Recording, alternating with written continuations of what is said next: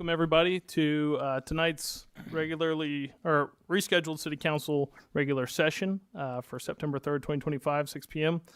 If you would, please stand for the Pledge of Allegiance and invocation. Pledge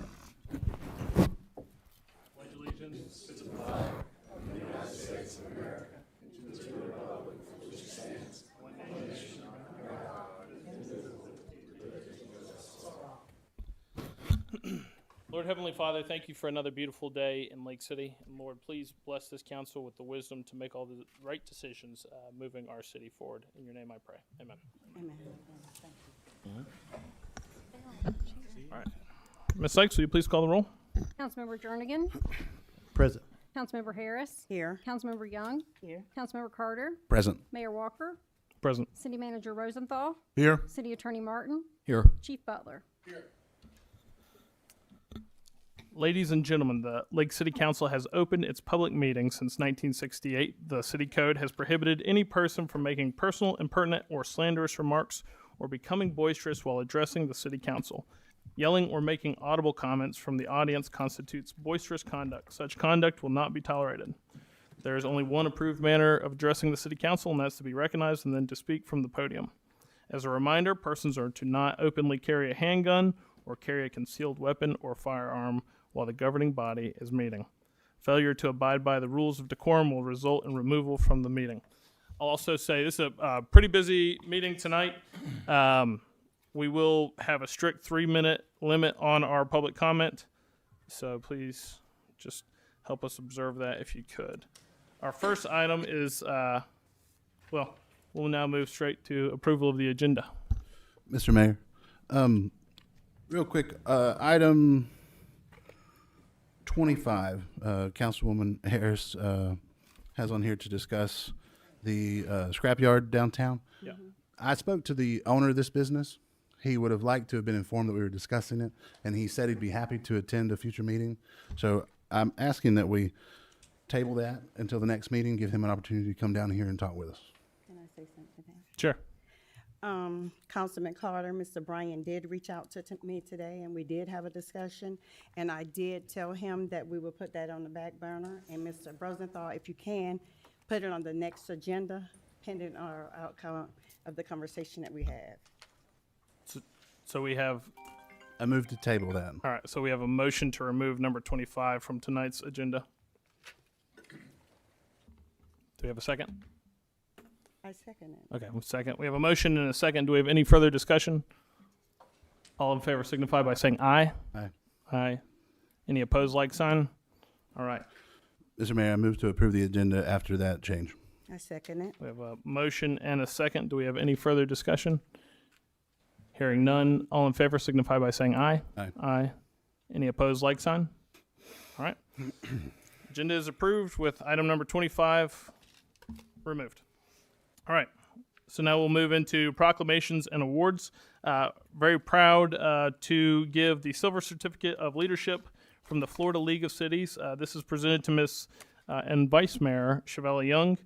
So if you could, please meet me down in front of the dais for a photo. In order to receive this award, Council Member Young completed the certificate between July 24th and 2025. July 2025.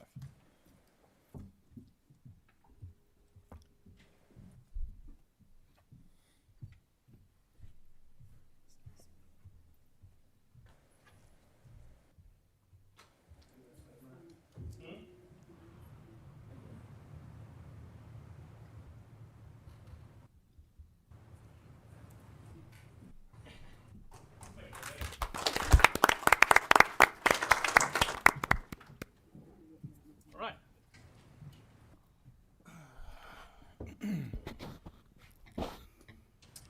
We will now move into public participation. So we do have a handful of folks for public participation, and we will start with Mr. Ashton Miles.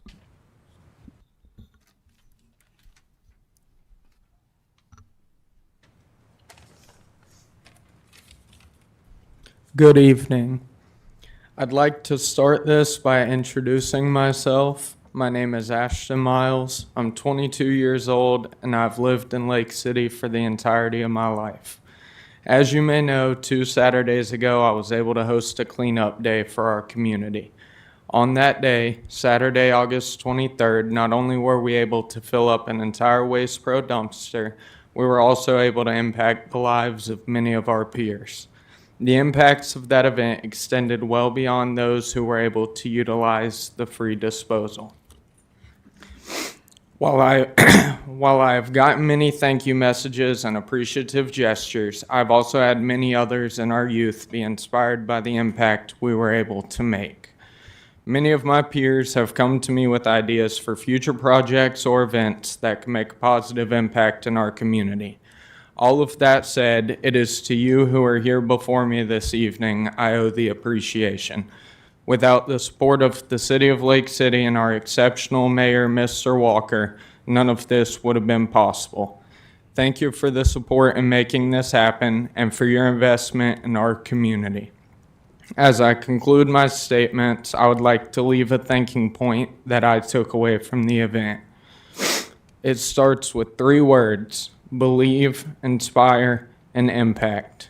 Believe in yourself so you can inspire others to impact our community. Thank you, Council, and may you all have a wonderful evening. Thank you, Mr. Miles.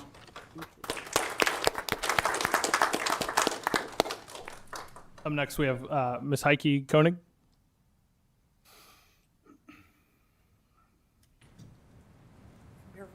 Hi, my name is Heike Koenig. She's joining me. I had a group of people that were supposed to join me, but I'm not sure if they're here. I'm very upset at Walmart across the street on Bascom Norris. Every weekend, there are people in the parking lot selling puppies. Actually, I had called the police department to ask if they needed a permit. They said they do not. All they can do is check on the puppies to see if they have water and food. But I found out that it is illegal in Columbia County. You are not allowed to sell any animals in a parking lot or at a flea market or any public place as long as it's in the city limits. And the breeders, they must be certified with the FDACS, AKA Florida Department of Agriculture and Consumer Service, and they are not. And they also need a veterinarian certificate stating that the dogs have been, checked by a veterinarian and given deworming medication, rabies, vaccinations, and so forth. And I don't know why the police department is allowing them to sell dogs. It is illegal to sell dogs in any parking lot in the city of Lake City. And then they passed that, you said, in July of Yes. this year? Yes, in July 1st, 2025, in Columbia County, Florida, dog breeding is regulated by both state laws and county ordinances.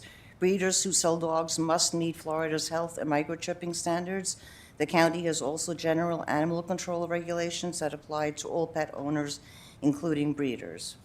My biggest concern is that they are selling dogs, and it's just illegal. And I actually stopped there 2 Saturdays ago because I had enough, because across the street by Walmart, there are homeless people rescuing dogs.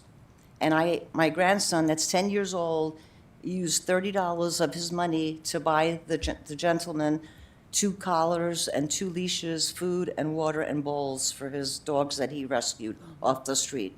And then on the other side, you have breeders just selling dogs. And breeding, to me, actually should be illegal. Every day in the United States, an average of 650 dogs are euthanized at animal shelters. It's very, very sad. Well, and I'd like to speak up too. They're the voiceless, and we need to be their voice, in all honesty. And to see these people, I know that they're out there trying to but they're just breeding to make money, and it's sad. If you want a pet, good, go down to the shelter and adopt one. But, I just don't think to selling them on the side of the road, number one, it doesn't give the city a very good, Thank you, vision of how ladies. this city is, that we don't care for our animals. Are you Miss Beverly? Yes. Okay, we'll start your 3 minutes Okay. now. Just don't stay here. Don't go away. You give me support. I'm not good at public speaking. Sorry about that. But I feel very strongly that, I don't know how many of you have pets. I know I have 2 and a foster dog. And if you have a pet, they're voiceless. And you don't know where these dogs are going, how they're being treated. And it's sad. And I think, there should be some kind of ordinance that the city has to, to follow Florida law, to keep this from happening. Because a lot of people, I know when I first moved here in 2005, I would actually call the police. I'd go to Walmart. They were selling them in the Walmart parking lot, and they would run them off from there. I told security at Walmart, and they would come out and run them off, and then they were there the next weekend. But then they got where they would go across the street, just wherever that computer, is. And I hope that you have it in your heart, if you have any compassion for the voiceless animals that are being sold and not knowing what is happening to them, I will hope that you will pass something, specifically for the city to make this illegal, that they cannot do this on the side of the road, because these poor little animals, you don't know where they're going. They're being used in dog fights or starved, or they end up in shelters. That's the thing. And our shelter here in Lake City, they do a wonderful job. God bless them. They've come up so far, and I think they're doing great. And they're it's like they do so much with so little, and they have to end up, people dump animals there. So when they're no longer a puppy, guess what? They pee on the floor, they poop on the floor, they just take them to the shelter and dump them. So I hope you'll do something. Thank you for taking time to listen, okay? Thank you both very much. I just have one question. How will we find out if anything has been changed? If you'd like to grab my card, we can follow up. Okay. Thank you very much. Up next, we have Ms. Tracy Johnson.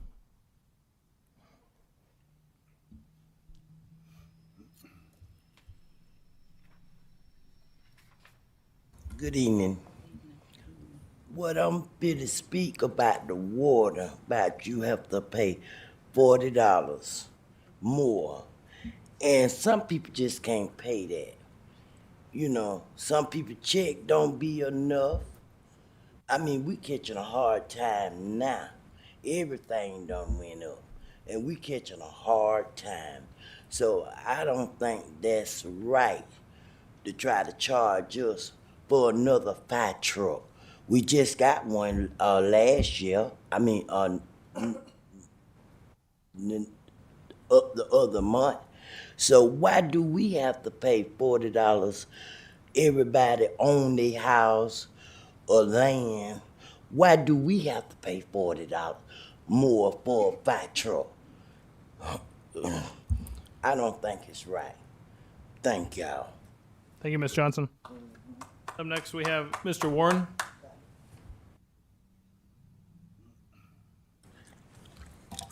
Sylvester Warren.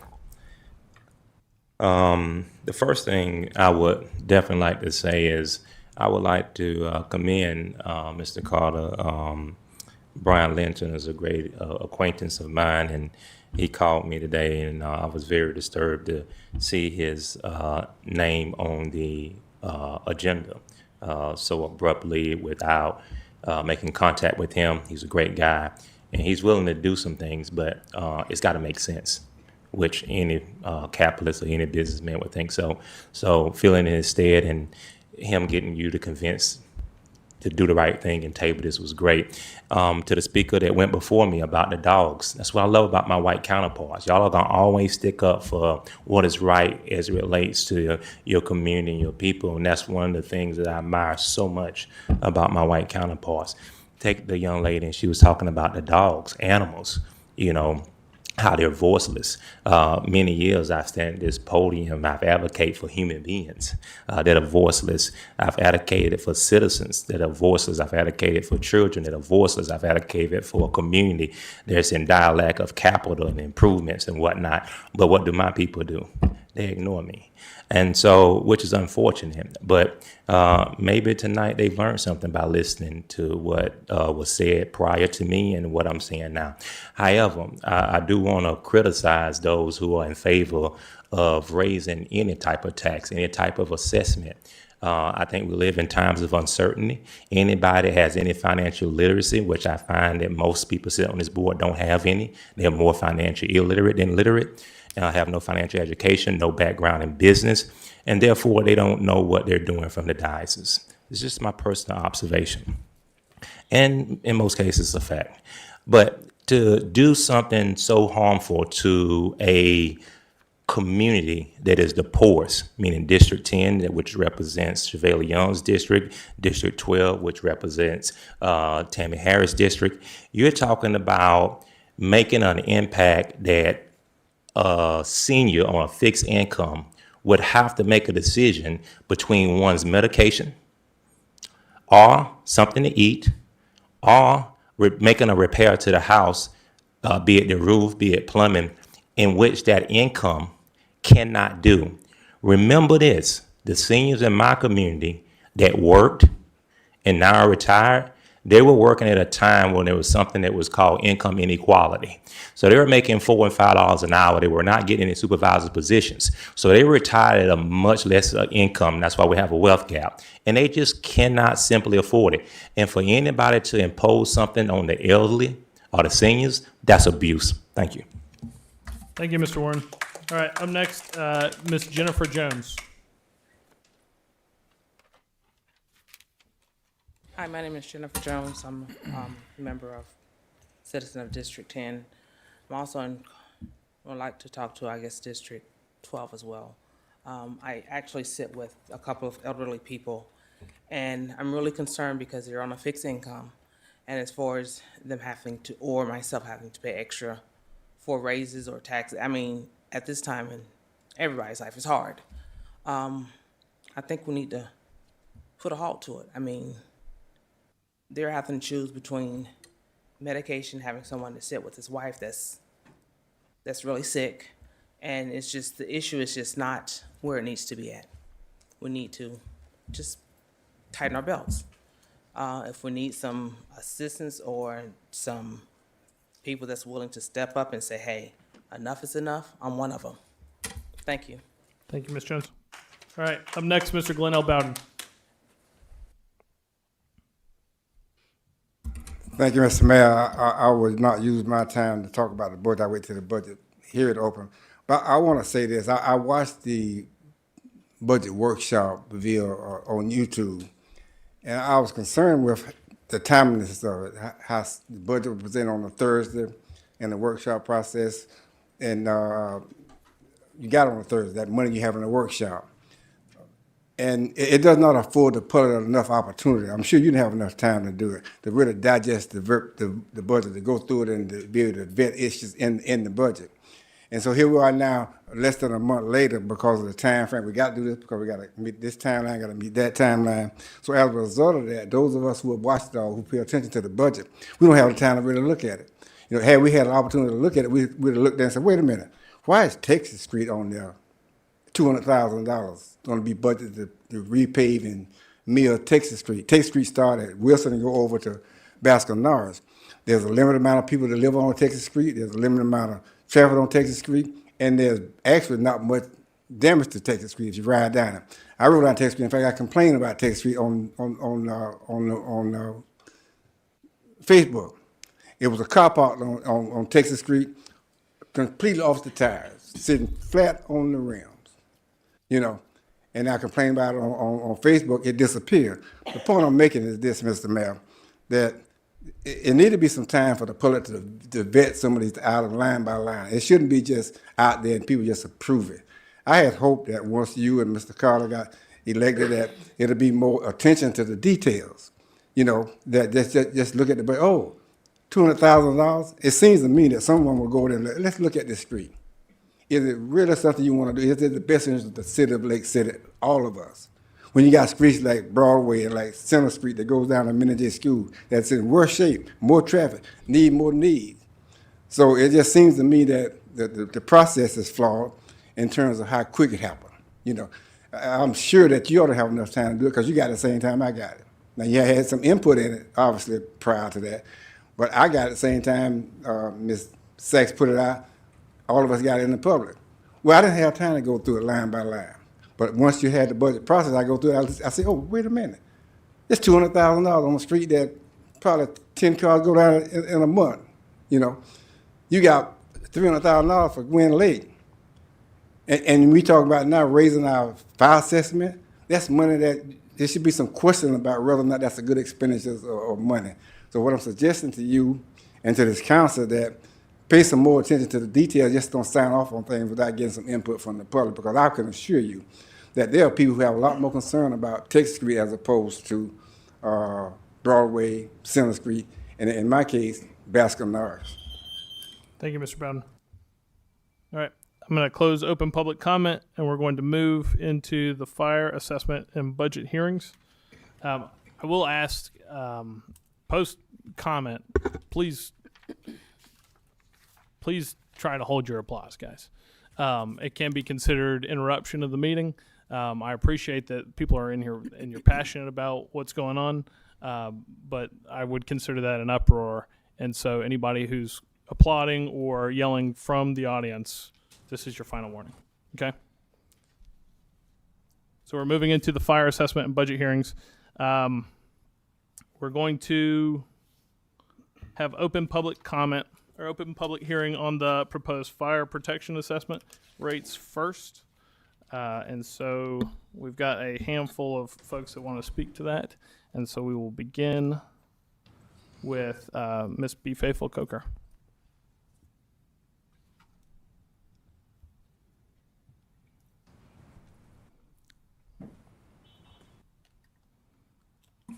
Good evening, Mayor and council members. You look awesome tonight.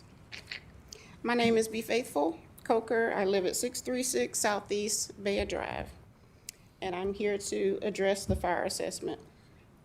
The proposed increase would go up to $471.32, which is approximately $41 per household. I do encourage you all to take a look at similarly situated income per capita cities, such as Live Oak, Green Cove Springs, and Palaca. I think if you take a look at similarly situated income per capita cities, you'll see that you are asking residents of Lake City to shoulder a disproportionate burden. I absolutely understand and appreciate that our fire department needs to have the very best resources so that they can provide safety to our community. And I do understand, reading social media, that some of the contemplated reasons for why we need it is to be in a position to take care of intended growth and economics down 90. Specifically, larger hotels. This proposed assessment would purchase equipment that would help to protect larger hotels. I ask you to consider whether or not that should be the burden that citizens bear. We have a need for things of higher priority, I believe. Youth programs, safety in our neighborhoods, affordable housing, and entrepreneur support. In 2024, the Lake City Fire Department used $2.2 million in ARPA funds, according to the Lake City Reporter, to fund a new fire truck. And at that time, that came with bells and whistles that we needed to be better suited. As recently as February 2025, the Lake City Fire Department has requested from Florida Senate local funding initiative requests. They've requested $900,000 that would also contribute to increasing the resources made available to the fire department. I just believe that council people, you should be asking and should be providing citizens with publishing the Lake City Fire Department NFIRS year-end incident type report. And I encourage you to do that from 2022 to 2024 to give way to some enhanced transparency so that we can see what you're seeing. Thank you. Thank you, Ms. Coker. Thank you very much. All right.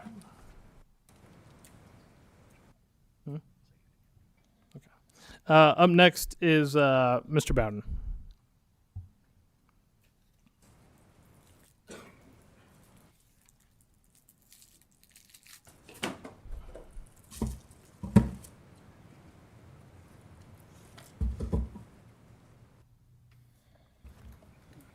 Mr. Mayor, I got this bread and crackers and this cookies. I went by the bread store today on my way in, and this cost a total of $6.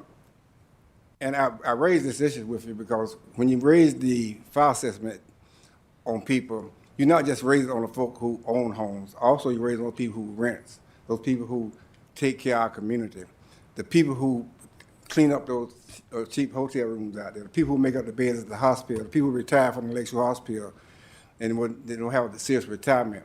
When their fire assessment goes up, that impacts them. That's money out their pocket. That's food off their table. This costs $6 for this loaf of bread, this 6 packs here, that. Do that down, do the math on how much that can buy. A person on fixed income that Mr. Warren alluded to earlier, $1,200 a month, all she get. That's all she get in Social Security. She own a house, you know, utilities is high, got window units and all the things, got it plastered up against the one to keep the cool in. So she already burdened down. So having an additional fire assessment test on top of that is a burden. People say, oh, it's only $10 a month, it's only this. Well, if it's only $10 a month, for some people, $10 a month is a lot. I said this before, there's some people that go to, they say, Granny, can you give me some money to go to the football game? They say, baby, I don't have it. And they be serious about don't have it. Don't mean they don't have it in the bank, that mean they don't have any money, period, until they get the next check. And here you come now with a fire assessment fee. I say that when you start raising fee, you need to be concerned about how it's going to impact the least of us. Those of us who go to church, you know, there's in the Bible where Jesus said, well, you know, whatsoever you do to these, the least of my brothers. He said, who is it? Lord, when was it that we saw you sick and we didn't take care? When was it you was hungry? He said, whatever you do to the least of these, my brothers, you did also unto me. So when you raise this, you're not just impacting just the people with the big homes and the big money and the many pieces of property. All of us is affected by that. You know, yes, I can pay the $160. I don't want to pay it because I don't think I need to pay it. I think there's another way to fund this. There's another way to do it. And when I see a process taking place where you spend $200,000 on a street that don't need to be done, you spend $300,000 on a lake that can wait to be put off, another $100,000 on another street that nobody use, then you're gonna add some money on top, and this on top of a $50 assessment you did in 2023. You didn't have anything to do with it. You didn't have anything to do with it. You didn't have anything to do with it. But two people in the city council voted for the increase 2 years ago. So that's $200 over a 2-year period. And it's only because somebody said we need it. Let me say this. I looked at the census report. The census report doesn't say the city of Lake City is growing at all. In fact, we're growing very minimally in terms of population. So if you say that growth, you're not talking about people. You must be talking about an establishment. And as the lady said earlier, the people should have to pay for that. So I said I'm speaking for those who voiceless. Thank you, Mr. Bowden. They need to eat. Up next, we have Mr. Warren.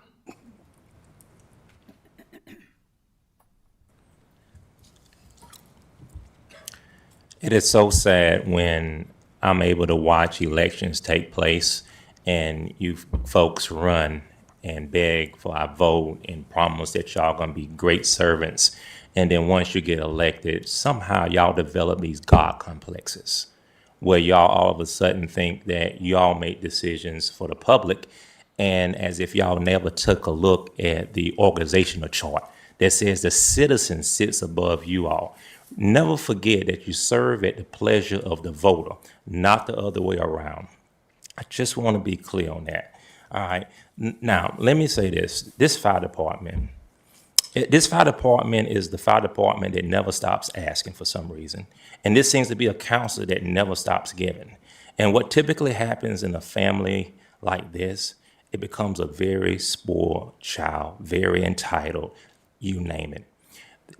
There's ways, and I was very hopeful when Mr. Carter came on the council that we were going to have someone that was going to be very studious and look for alternative ways to do things, such as grants, such as tightening the budget, knowing the uncertainty of this economy, maybe even looking at consolidating some of these services. But no one has taken a look at the fact that the county offered us this fire department a building. They didn't want it. They wanted a new one.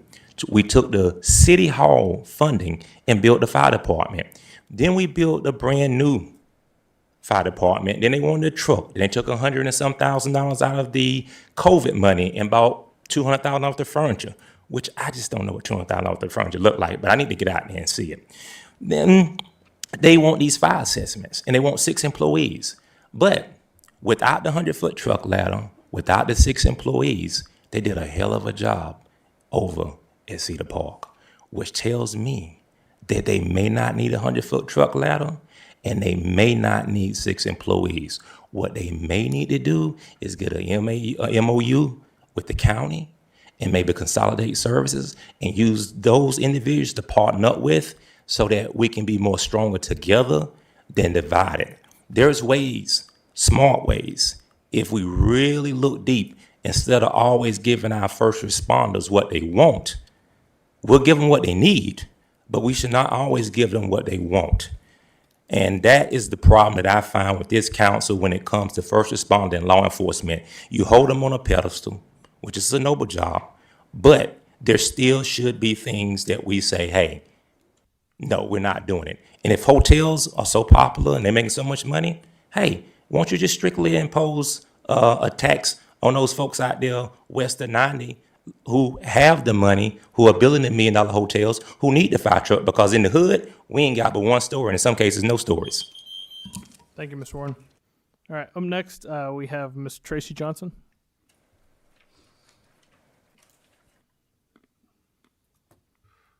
No, okay, all right. Thank you, Ms. Johnson. Ms. Jones? Okay. Ms. Barbara Limley.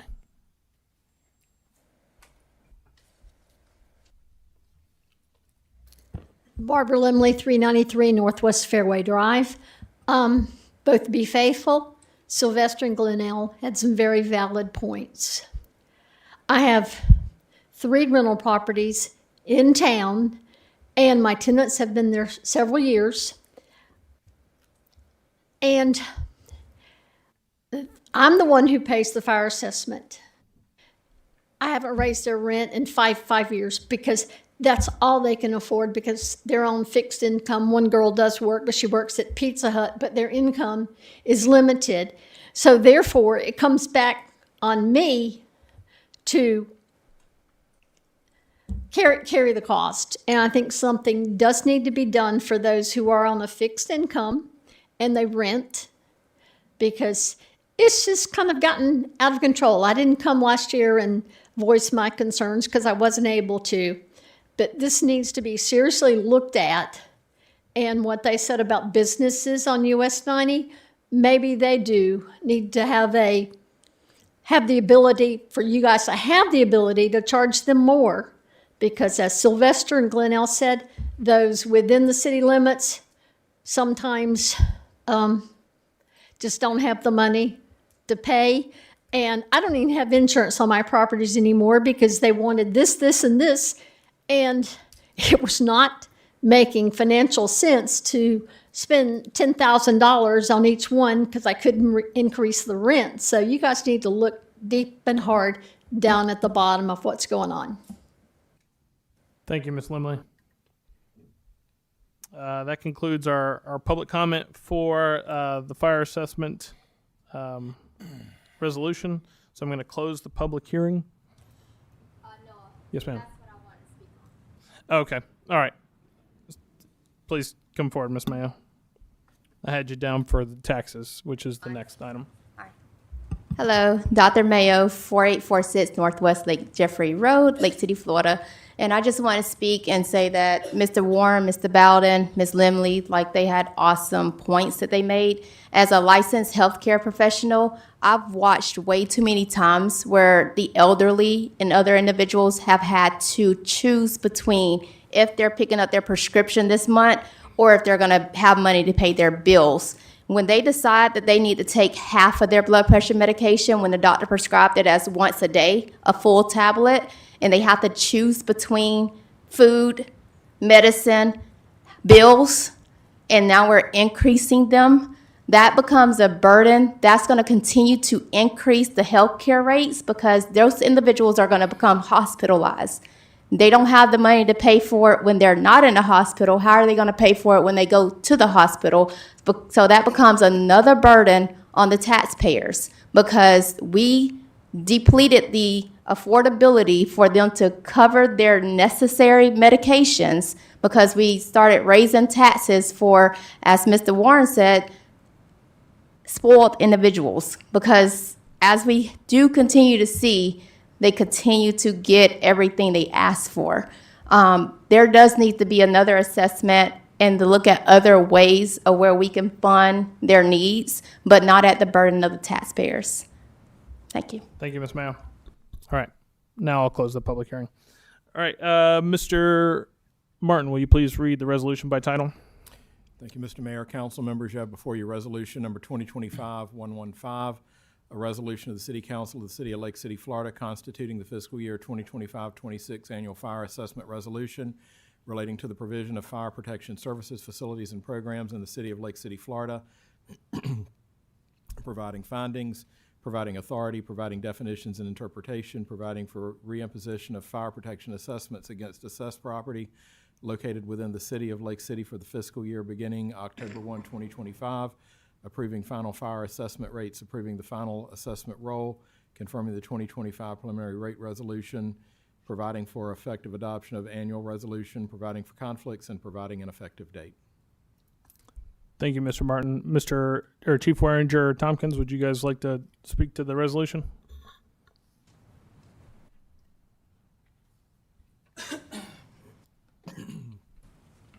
Good evening, Council, Mayor. This is probably the hardest part of my job, having to come and tell you or ask you what I need for my budget. Statutorily, we have to do this every 2 years. We have to do a fire assessment study every 2 years. We are very aggressive when it comes to grants. I think Mayor Walker pointed out a few months ago, we're the only department that has ever received anything appropriations-wise from the state. We replaced our generator and air conditioner at the public safety building. We've received funding for air packs, $288,000. Several things that we have approached and looked for whatever we can to find grant money. The 100-foot ladder truck was grant funded. We didn't ask for the city to come out of pocket for that. That truck was absolutely used at Cedar Park the other night. Without that truck, that entire building would have burnt down. I can say that for a fact. What we have done, I've been in contact, there's a thing called the Florida Fire Chiefs Association. And all Florida fire chiefs are very tight-knit. And when something comes to a head, we all get together at conferences or via email and try to discuss and figure out to get ahead of things. The biggest thing right now is property taxes. It's all over the internet, it's all over the newspaper, it's in the newspaper today. The governor is looking at doing away with property taxes. I feel like I have planned ahead and tried to get ahead of this, and so we're not grabbing straws at the end of the day when the property taxes go away. We have the lowest millage rate in North Florida at 4.9 mils. I've looked at every fire assessment from Ocala to the state line and both ways.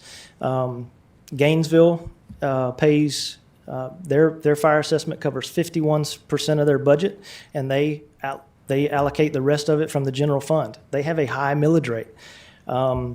Suwannee County is the same way. Their budget, their fire assessment is very low, but it only covers 27% of their budget. The rest of it comes from the general fund. They have a higher millage rate. We have to get this money somewhere. It's either the general fund or it's the fire assessment. The fire assessment was created to cover the fire budget. And I feel like at the end of the day, we are probably the only department in the state that is trying to get ahead of this property tax deal. So we are prepared. What it amounts to in the single house or single family residence is $13.33 a month increase. At the end of the day, when I run my budget at the fire department and I get down to say June and July, and we're starting to get close to monies, and the guys come to me and say, "Hey, Chief, we'd like to add some new ropes for the technical rescue truck." I have to look at my budget and say, "Guys, we can't do that right now." I have to do that at home as well. So if my bills are going the way they're going, and I need to increase paying a tax or whatever it is, my kids may not be able to go to that football game on Friday night. That's just how I handle things, and that's how we have to handle things. But I've tried to be as wise of a steward of our budget every year. It's been pretty predictable that if you saw our audit not too many meetings ago, we rolled over $165,000 last year. So we are not overspending in the fire department, but the things that we request, we have to have. In 2006, when the city and the county split, we had 10 personnel on shift. We had 2 fire stations. But the city and the county decided to go separate ways, and we went down to 6 personnel per shift. So we're at 8 right now per shift, and I need 10. I had 6 firefighters on that structure fire the other night, and the next day they were wore out. I mean, one of them told me that he was in his bathtub recovering from cramps from fighting that fire all night. So 6 people on a residential structure fire is not enough, but that building had 12 apartments in it, and we fought that fire with 6 guys. We do have an MOU with the county. We work with the county. They work automatic aid with us, and we work automatic aid with them. So some of these things that were listed, we already do. That's what we do. We're the fire department. We do what is right for the community, and we try to provide the best service that we can. So if anybody has any questions for me. Thank you, Mr. Reininger. We will fire off some questions if you don't mind. How far outside of the city does our fire department serve? 5 miles. Well, so we go 5 miles outside the city limits with automatic aid. So if the county gets a structure fire, we automatically respond within 5 miles. So we don't just go to those calls. Those are county calls, but we do automatic aid with them, and they do the same for inside the city to us. You mentioned the percentage of budget that some of those other cities' fire assessment covers. What would our fire assessment cover of your budget? At this point, if we do the 6 personnel, the fire assessment will 100% fund my budget. So 0 out of the general fund, 0 out of any Correct, taxes. which will put back into the general fund over $1 million. We subsidized $914,000 last year out of the general fund. So if we 100% fund it, over $1 million will go back into the general fund. Thank you. That's all the questions I have. Ms. Harris? I have a question. So instead of the $41 that everybody is saying that it'll go up per month, you're actually saying it would be only $13? So the total is correct. $471 is what it would go to. It's currently $311. So if you take that difference and divide it by 12, yeah, it's going to be $40 a month total. It will be $40. $40 a month total, but that's what you will pay total, but the increase is only $13. Does that make sense? Oh, okay, gotcha. Anybody else have any questions, Mr. Jernigan? Yes, I do. So this is not a want. This is a need. Am I correct? That's absolutely correct. And you have been with the Lake City Fire Department for how many years? I've been back for 7 years, but I was here 8 years prior to that. Yes, sir. And so this is what you specialize in. Yes, sir. This is your specialty. And so with this fire assessment, you, as a chief, you feel as though it's a need. Yes, sir. I have no other questions. Thank you, Mr. Jernigan. Ms. Harris? Yes, so this $13 extra per month, which would be $41, that is to employ how many more? 6 personnel. 6 personnel. So for instance, that night that Cedar Park caught on fire, if there was another fire somewhere else, what would you have had to do? So we would have to either try to free up some personnel to respond to that call, or we would request or mutual aid from another department. And that's typical anywhere, anytime something, gets out of your realm. So this may be a Don question. So Don, if the money that they saved the city goes back to the general fund, could you explain what the general fund money does? Well, the general fund money, And really, on? the general fund are normally spent on all the needs of the city, on salary, on trucks, on cars. Everything the city does is supported by the general fund. All right, Ms. Young? And that was pretty much the same question. Councilwoman Harris touched on it. Chief, I hear you say you got to have this money. Yes, ma'am. You got to have it. And if you don't get it from this vote from this dais tonight, it's going to have to pull from the general fund. Now, will you tell us, Mr. Rosenthal, if it's okay, Mayor? Sure. Where would that put the city as far as the general fund?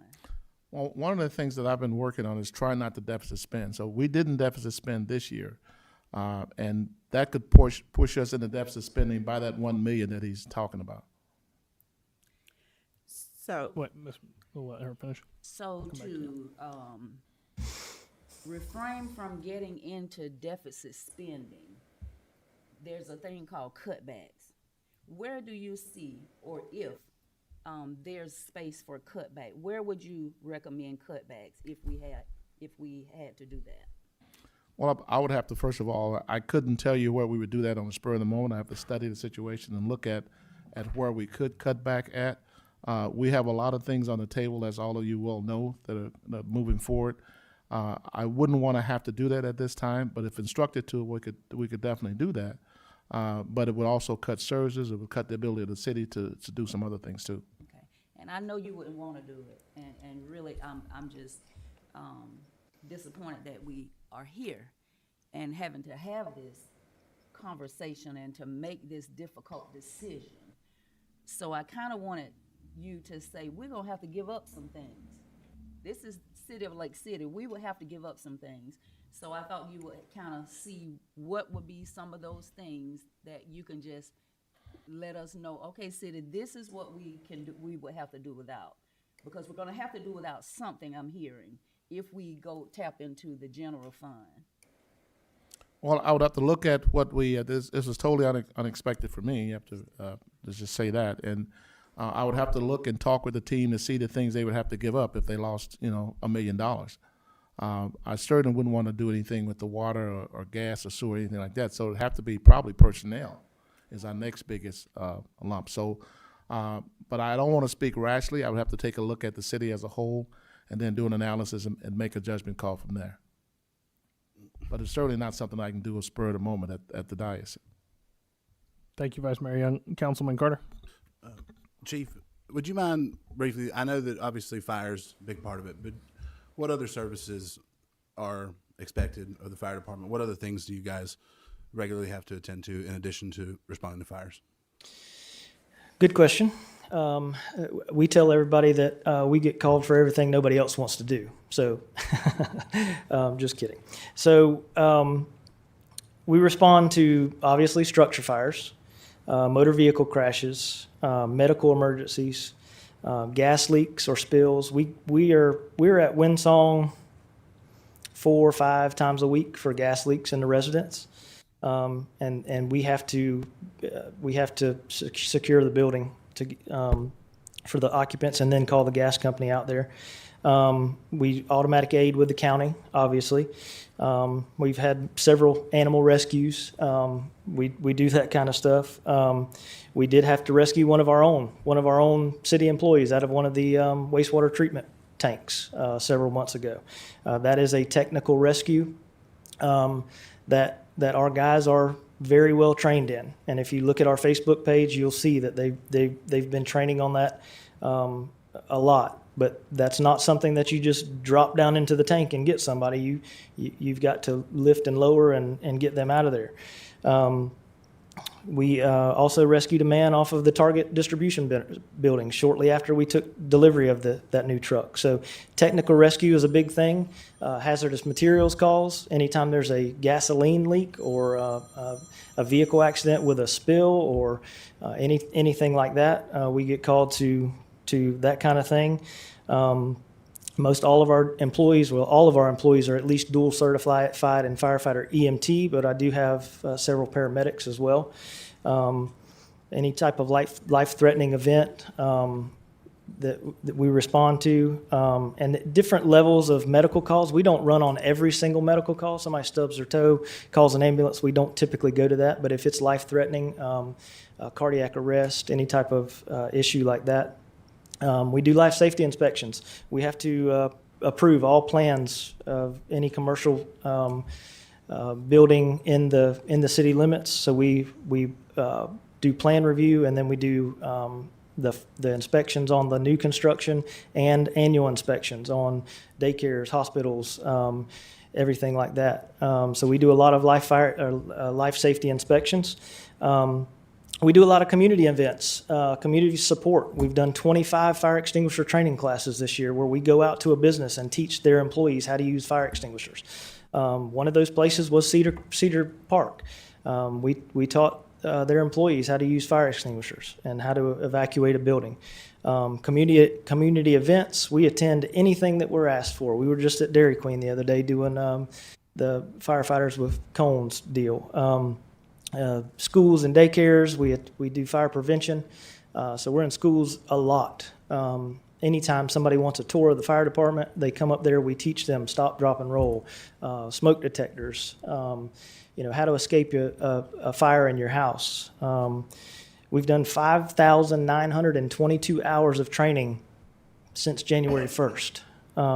So these guys don't just sit around. They're training every single day. Mr. Walker can attest to that. They train and they're masters of their craft. It's not just, I can't do anything else in life, I become a firefighter. These guys are masters of their craft. We install smoke detectors for free. We've installed over 100 smoke detectors to residents that just want them. We did a blitz a few months ago. And the next day, the day after we installed smoke detectors, we had a structure fire at a residence. That smoke detector alerted the lady that she had smoke in her house. So community risk,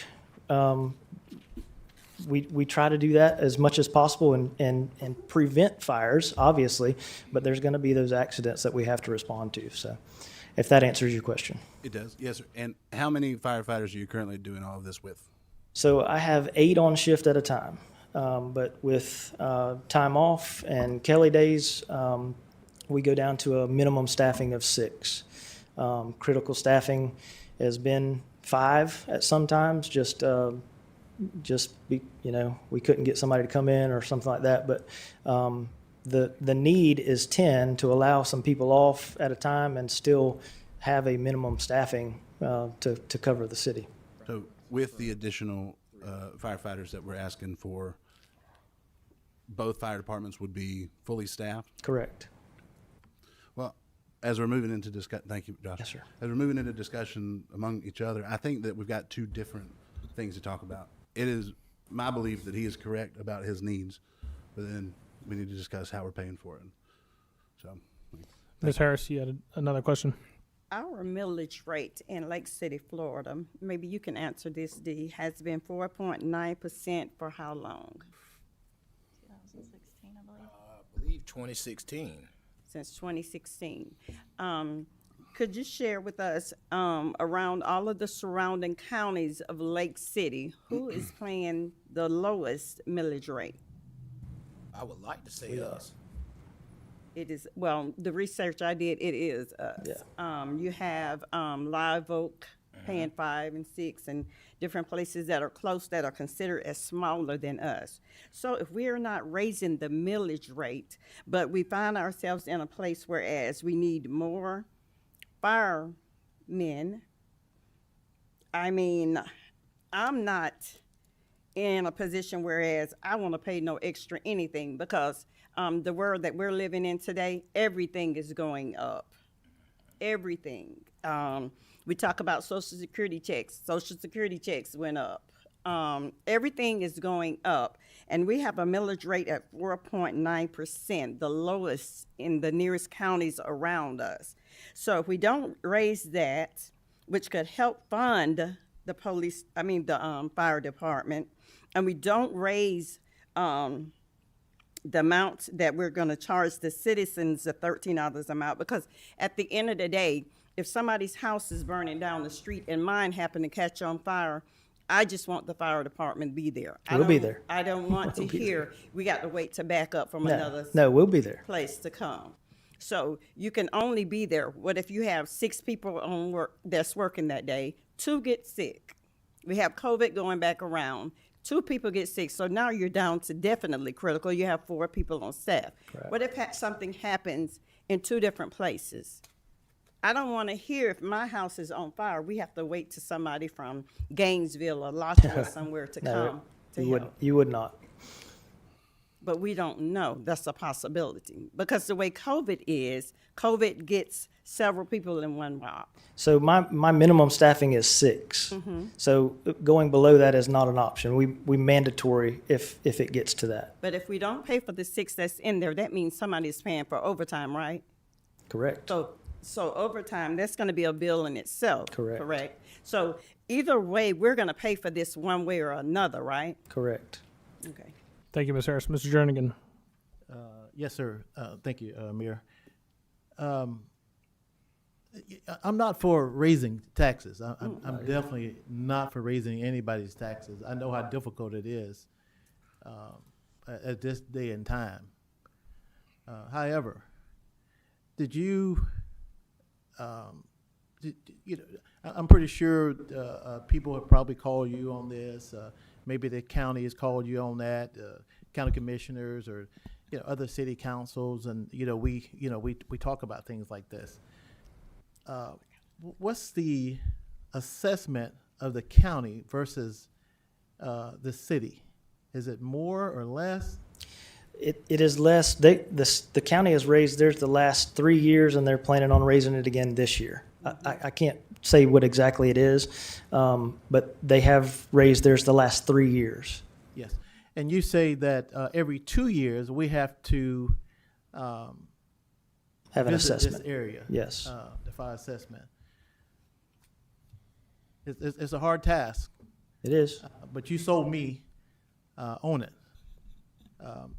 And I really, just like I say, I really do not want to raise taxes of the fire assessment. No kind of taxes, really. I've had several constituents from my district and other districts just call me and say, hey, why do we have to raise taxes? Why can't we get this money from somewhere else? Why can't we just leave it alone? And just to listen to the doctor talk just a while ago, when you're talking about medication, food, children, I hate it. I hate to hear those things where you got to choose. However, a decision has to be made. So, and I know you played it in your mind, your head, several ways how you could probably get it funded or whatever. Your staff, especially your assistants. And I played it in my head. What can we do? I talked to Mr. Rosenthal. What can we do? And my back is against the wall. I'm done. Thank you, Mr. Jernigan. Ms. Harris, you have another question? I think last question. It has been brought up about the city and the county trying to intertwine the fire department. Is that a possibility is there a discussion being had about that, or is that just hopeful thinking? Well, I don't really like to put out private things that we're discussing with the county in public without the county being involved and giving me an okay to do that. Gotcha. But we are working on ways to cut the cost of delivering fire services to the city. Thank you, Ms. Harris. Ms. Young. As I said earlier, it's really a tough decision until I look out and I see so many people who would want to be saved from a fire. And if it'll cost me $40.41 a month, I'll pay it. And I would hope others feel the same. Thank you, Ms. Young. Mr. Carter. Mr. Mayor, just checking. Have we moved into council discussion? Yeah, this is council discussion. Okay. Yeah. So obviously things to consider. It's the $41, that's single household, right? So that's one set. Something that's never mentioned, but I've talked to a lot of people about the last couple of weeks, is commercial. It's not just everyone $41, right? If that were the case, it would probably be a pretty easy argument to make that they would just do it and roll with it, right? But also, we're asking a lot of businesses to pay a lot more money. A lot more. It's not talked about enough. It's very relevant because these are also the places that employ everybody. Again, I can't emphasize enough. I agree with the chief. I do believe we need the staff. But I also think that Lake City has done a really good job of saving money, if anybody's looked at the bank lately. I think that Mr. Rosenthal has done an excellent job of increasing the money we make on interest since he's come in, and I think it's over $2 million this past year. There is a discussion, I think there's a discussion to be had between the city and the county about consolidation or different ways to work together. Now, that discussion might not prove fruitful, but I think we should have it and see if we can come to some situation in which, because obviously if you're spreading the cost of fire services over 70,000 people instead of 12,000 people, it may be able to make the impact on individuals and businesses smaller.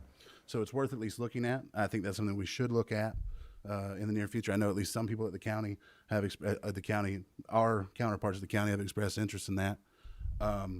Also, there is a lot of talk from the state about doing away with property taxes.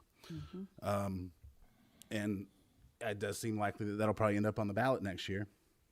And also, it seems likely that if you ask everybody in the state, hey, would you like to pay less in taxes? Most of them will probably say yes. However, there's a lot of times that one of those amendments, or constitutional amendments like that, are brought up, and you think, oh, this is going to be a sure thing. It's absolutely going to pass, right? And then it doesn't for a lot of reasons. One of the reasons that they may not pass that is because small towns like us and rural counties like us will be hit very hard if they do away with those ad valorem taxes. As much as no one likes them, everybody benefits from them. Absolutely. So it's not an absolute guarantee that that will go away.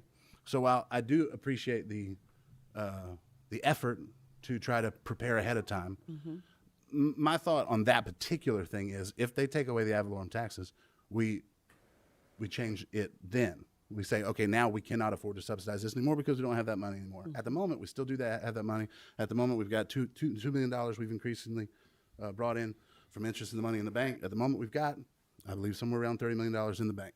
So at the moment, I don't think that we have to cut something else from the city budget to pay for this. I think this is going to be an interesting year for the fire department and the fire assessment for this area. I think we're going to probably talk to the county about some things. So a lot of things may change in the next year. It seems like, for the most part, the board's opinion, as I can tell it now, is that we pass this assessment as we've previously suggested. I would only suggest that perhaps we pass half that increase this year to cover the cost of the additional 3, and then we subsidize the other 3 from the general fund this year, and then we see what happens with the state next year, see what happens with the county next year. So that's my suggestion. I like that. Would you like to make it a motion? Well, Mayor, may I interrupt? Yeah, just a moment. Yes, ma'am. We can't just change the rates. We would have to actually table this, and Sure. and it would have to go back before Banesh if we're not going to do exactly one of the 3 scenarios. Yeah, that's. I believe that his scenario that he's suggesting is the three additional firefighters. The 3 additional budget. firefighters being paid for by an increase in that rate as opposed to 6. Yeah. And But then only doing the 3 positions. with the fire assessment, but also I misunderstood. but hiring the 6 he's requesting. Thank you for the clarification, Ms. Angie. So, can I? Yeah, please. So you're saying 6, but 3 with the fire assessment, so number 2. Right. And then he's saying the other 3 would come out of the general fund. Yes. I think that's what she's saying that can't happen. That can't happen. No. Oh, You can only do the 0 positions, the 3 positions, or the 6. Otherwise, we have to go back to Benesh to get a recalculation. So the fire assessment that I believe that he's talking about, the portion of the fire assessment is the 3 positions, and then what we would have to do is address the budget separately. For 3 more. Correct. So the fire assessment would be based on the 3 positions, not 6. Is that correct, Mr. Carter? Yes. But I do think we should hire the 6. So what does going back to him entail? Will we have to have a special meeting to come back and talk to it after that? Yes, Mr. Rosenthal. Mayor, this, when you do a change like this, it has to be noticed to the public. Sure. We would have to re-notice and everything would have to be done over again. Is that correct, Mr. Martin? It is my understanding that the council can do what Mr. Carter is proposing, that you can justify raising the fire assessment by enough money to fund 3 positions, and the study justifies that increase by adding 3 positions funded by the fee. My understanding is that does not necessarily tie the city's hands in funding additional positions from the general fund if it chooses to, because the city has advertised the fire assessment at the higher rate thus far. You can go down at this point. If you go down at this point, of course, you can't go back up at your subsequent hearing in a couple of weeks or less than a couple of weeks. Sure. It would require, in line with that, that there be adjustments made in the budget that you're looking at adopting tonight, though, to fund the additional personnel. It may require a recess between this and your budget hearing to make sure the numbers work out if you're going to fund a portion of the positions out of your general fund budget. Is that? Thank you, Mr. Martin. Mr. Rosenthal? So I understand what the attorney is saying, but from my understanding is this is our final reading on this now. This is our final reading. After we, Mr. Mayor? Yes. After we pass the assessment, however we pass it, after we pass the millage and the budget, however we pass it, what's the process for just beginning a budget amendment to add from the general fund, hiring 3 new firefighters in the new year, beginning in a month? On that question, I would have to defer to the finance director. So we would have to do a calculation to see what the difference is for those 3 positions, and then that money would have to come from somewhere, whether it be contingency or eliminating another project. So the council would have to advise me what would they like to take out of the budget to cover those 3 positions. Well, a few months ago, Mr. Mayor, a few months ago, we took money out of contingency to give to the SHIP program at the county. I feel like contingency for firefighters makes more sense than that. Mr. Jernigan? Mayor, we're bouncing back and forth about the fire assessment. And just like Ms. Angie and the city manager said, and just like the attorney just said, we can go ahead and pass this tonight, and we can go all the way back down to later on, but we pass it tonight because they worked hard to get to where we are now, and we got the especially up here the chief. But go ahead and pass it, and then at our next hearing we say, well, we don't like this $41, and that we can go down. Am I correct? Ms. Moore? So just to clarify, because there was a bunch of numbers thrown out there, if we were to do the fire assessment as no additional positions, you're talking about $418.56 for a single-family home. If you go to the 6 positions, it's actually only $52.76 annually. It's not a month. That's the difference from where he currently is to adding those 6 positions. So just just to clarify for council that it's really not, it's not a month, it's annually. Oh, okay. Thank Mr. you. Mayor, Yes, sir. you're saying it's a $50 increase annually That's for a correct. single-family house? Yes, that's what we're talking about. It's not monthly, it's annual. Well, because if you do zero, it has to go up $106, correct? So if we do zero, you got three options: 0, 2, 3, or 6. If you do zero, it's going to go up $106. If you go 6, it's going to go up to $160. So she's saying the difference between doing absolutely nothing to getting 6 employees is $60, $50 total. For a single-family home, Correct. specifically. Annually. Okay. We still don't have any motions on the floor. Mr. Mayor, to be clear, I still think we should do what I'm suggesting. I'm just trying to find the path to get there. Thank you, Mr. Carter. Is there a path to that, the way he want to do it? If we, Pass the, is there an easy path, or is it that we have to go through everything again? So it can be done two ways. When we discuss the budget, you can request for that, go ahead and approve the current budget as presented today and direct me to have at the final hearing those 3 positions added, and I will have that out of contingency. I will remove the funding out of contingency and have that as a transfer to the fire fund, and have that presented. Or we could do it later in the year as a budget amendment. That would be up to council. Perfect. thank you, Ms. Moore. Mr. Mayor, I move that we pass the second option, that fire assessment is increased to pay for 3 employees now. We have a motion. I thought it, Yep. We have They want an additional 6.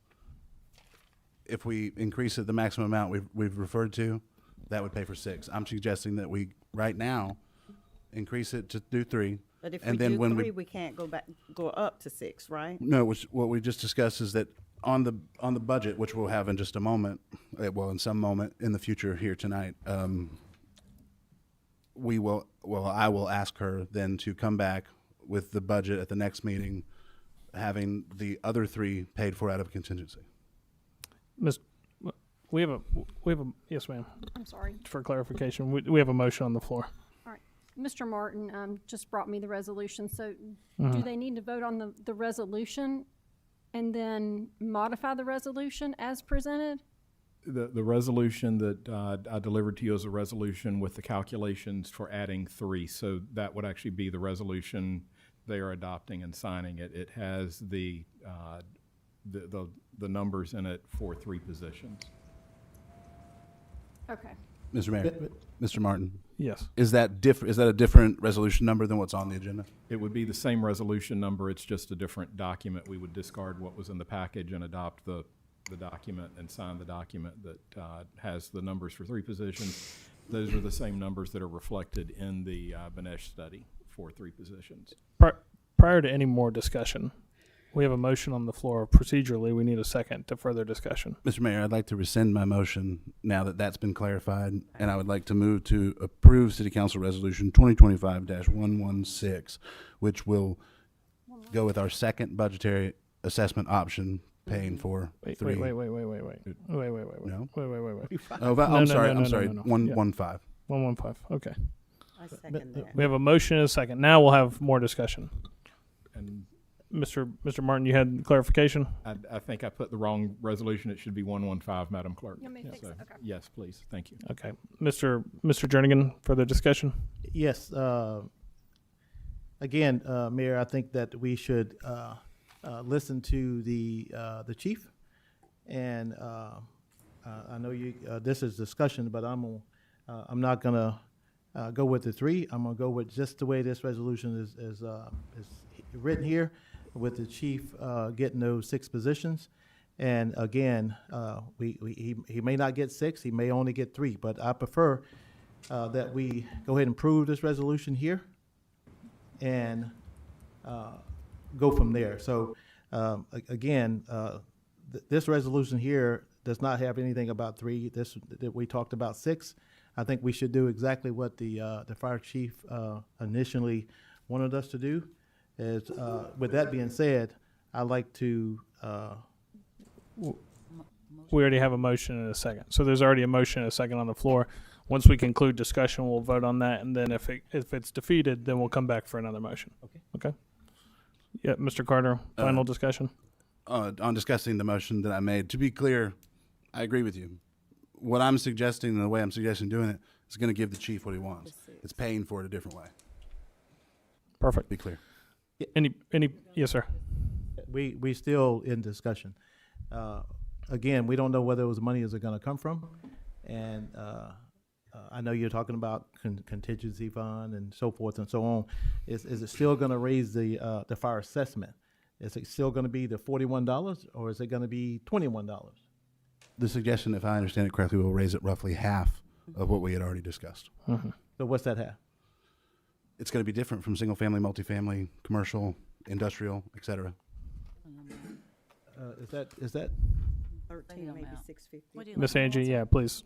So that would actually be $26.53 from doing no positions to adding the 3 positions that increase annually From the fire assessment.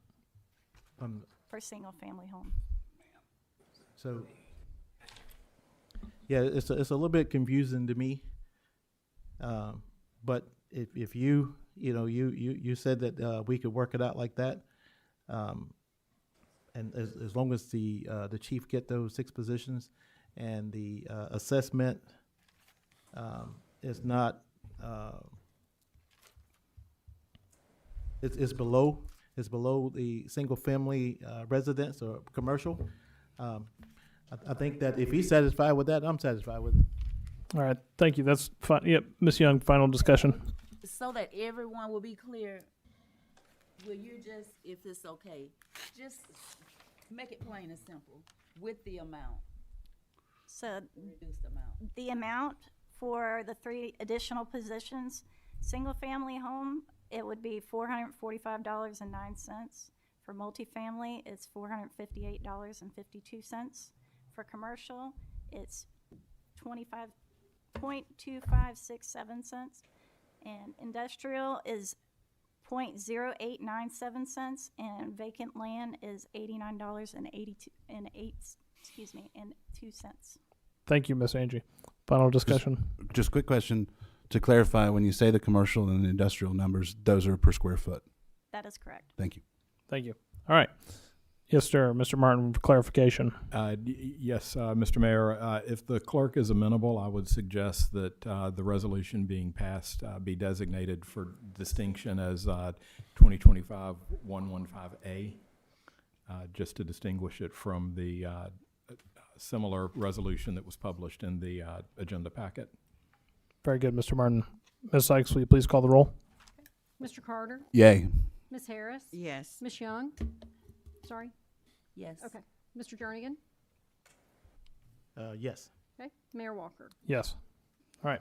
We're going to take a 5-minute recess.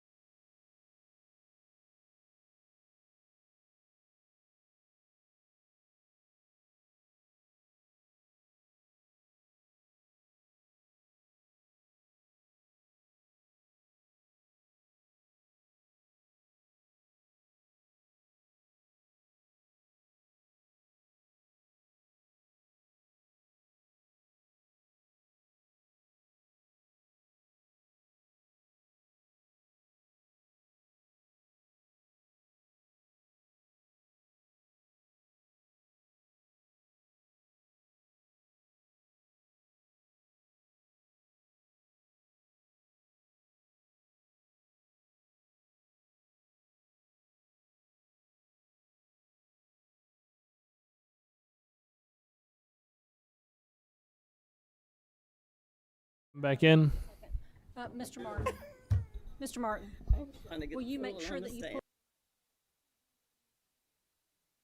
pull? I was trying to get a All right, full here we go. Reaction is better. Welcome back. Now we're going to move into our tentative millage and tentative budget hearings for fiscal year October 2025 to September 2026.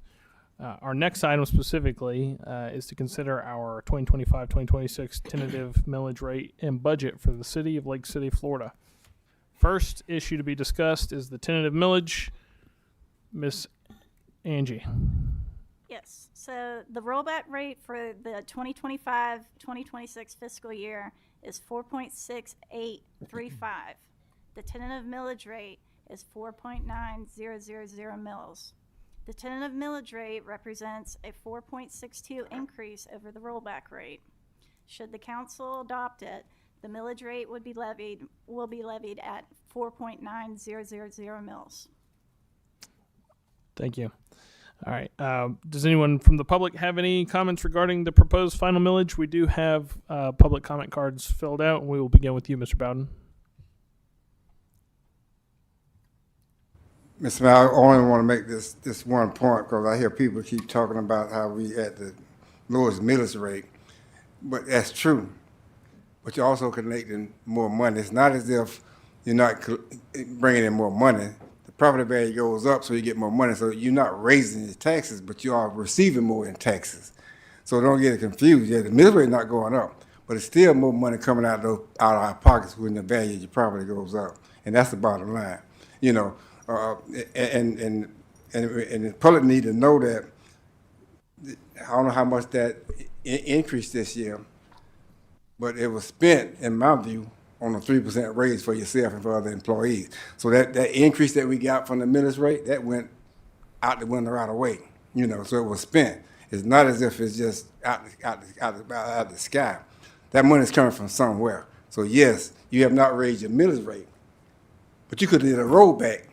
Then that would have saved us some money. See, that's what I understand. Had you gone to the rollback rate, it would not have cost us the extra $300,000. But you didn't do that. You went with the 4.9, so you got more money out of our pockets. And that's my point. Thank you, Mr. Bowden. Next is Mr. Warren.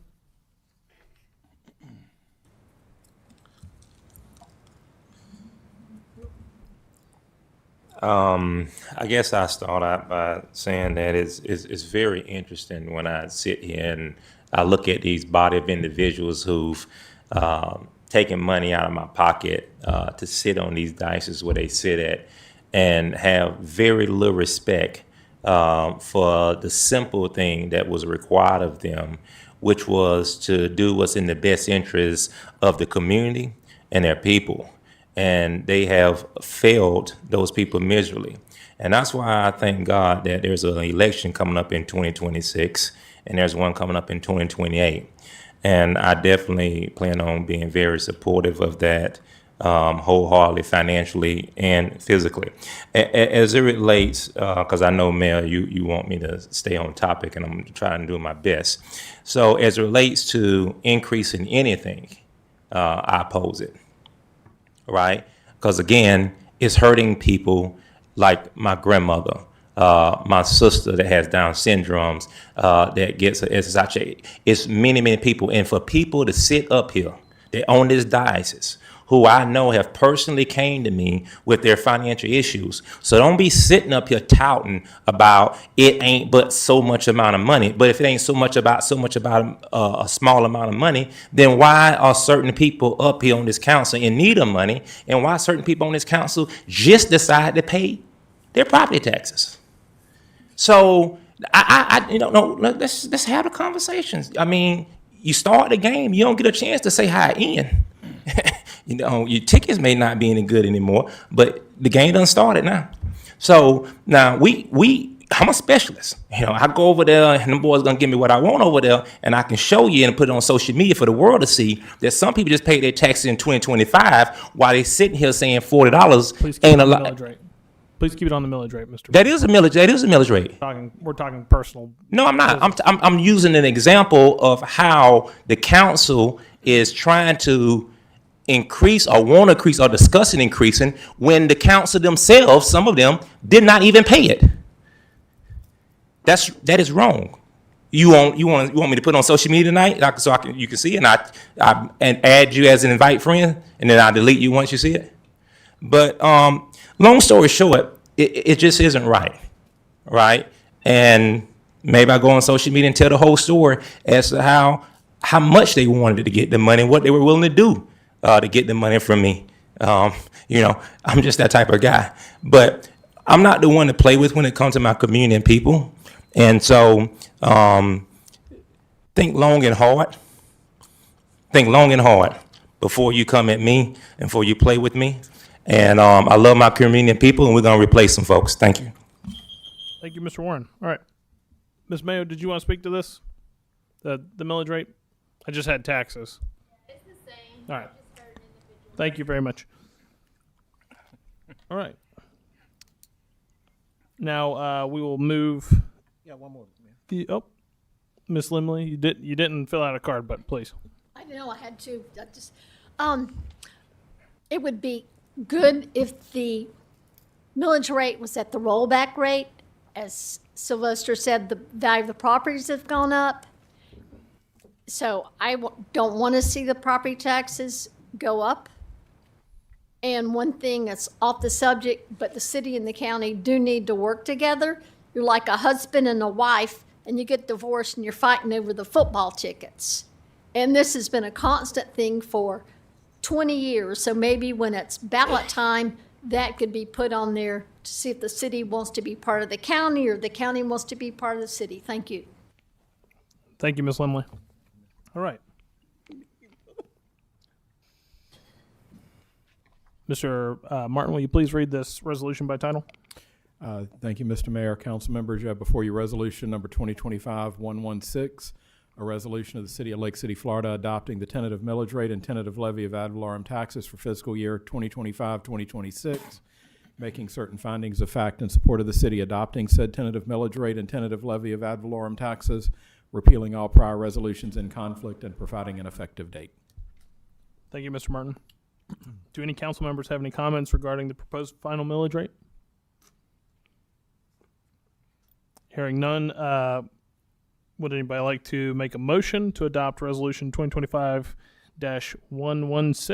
Mr. Mayor, with that being said, I would like to approve resolution number 2025-116. We have a motion Second. and a second. Do we have any further discussion? Ms. Sykes, will you please call the roll?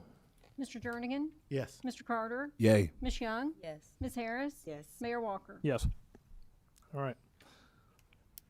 The second issue to be discussed is the tentative budget. Miss Angie?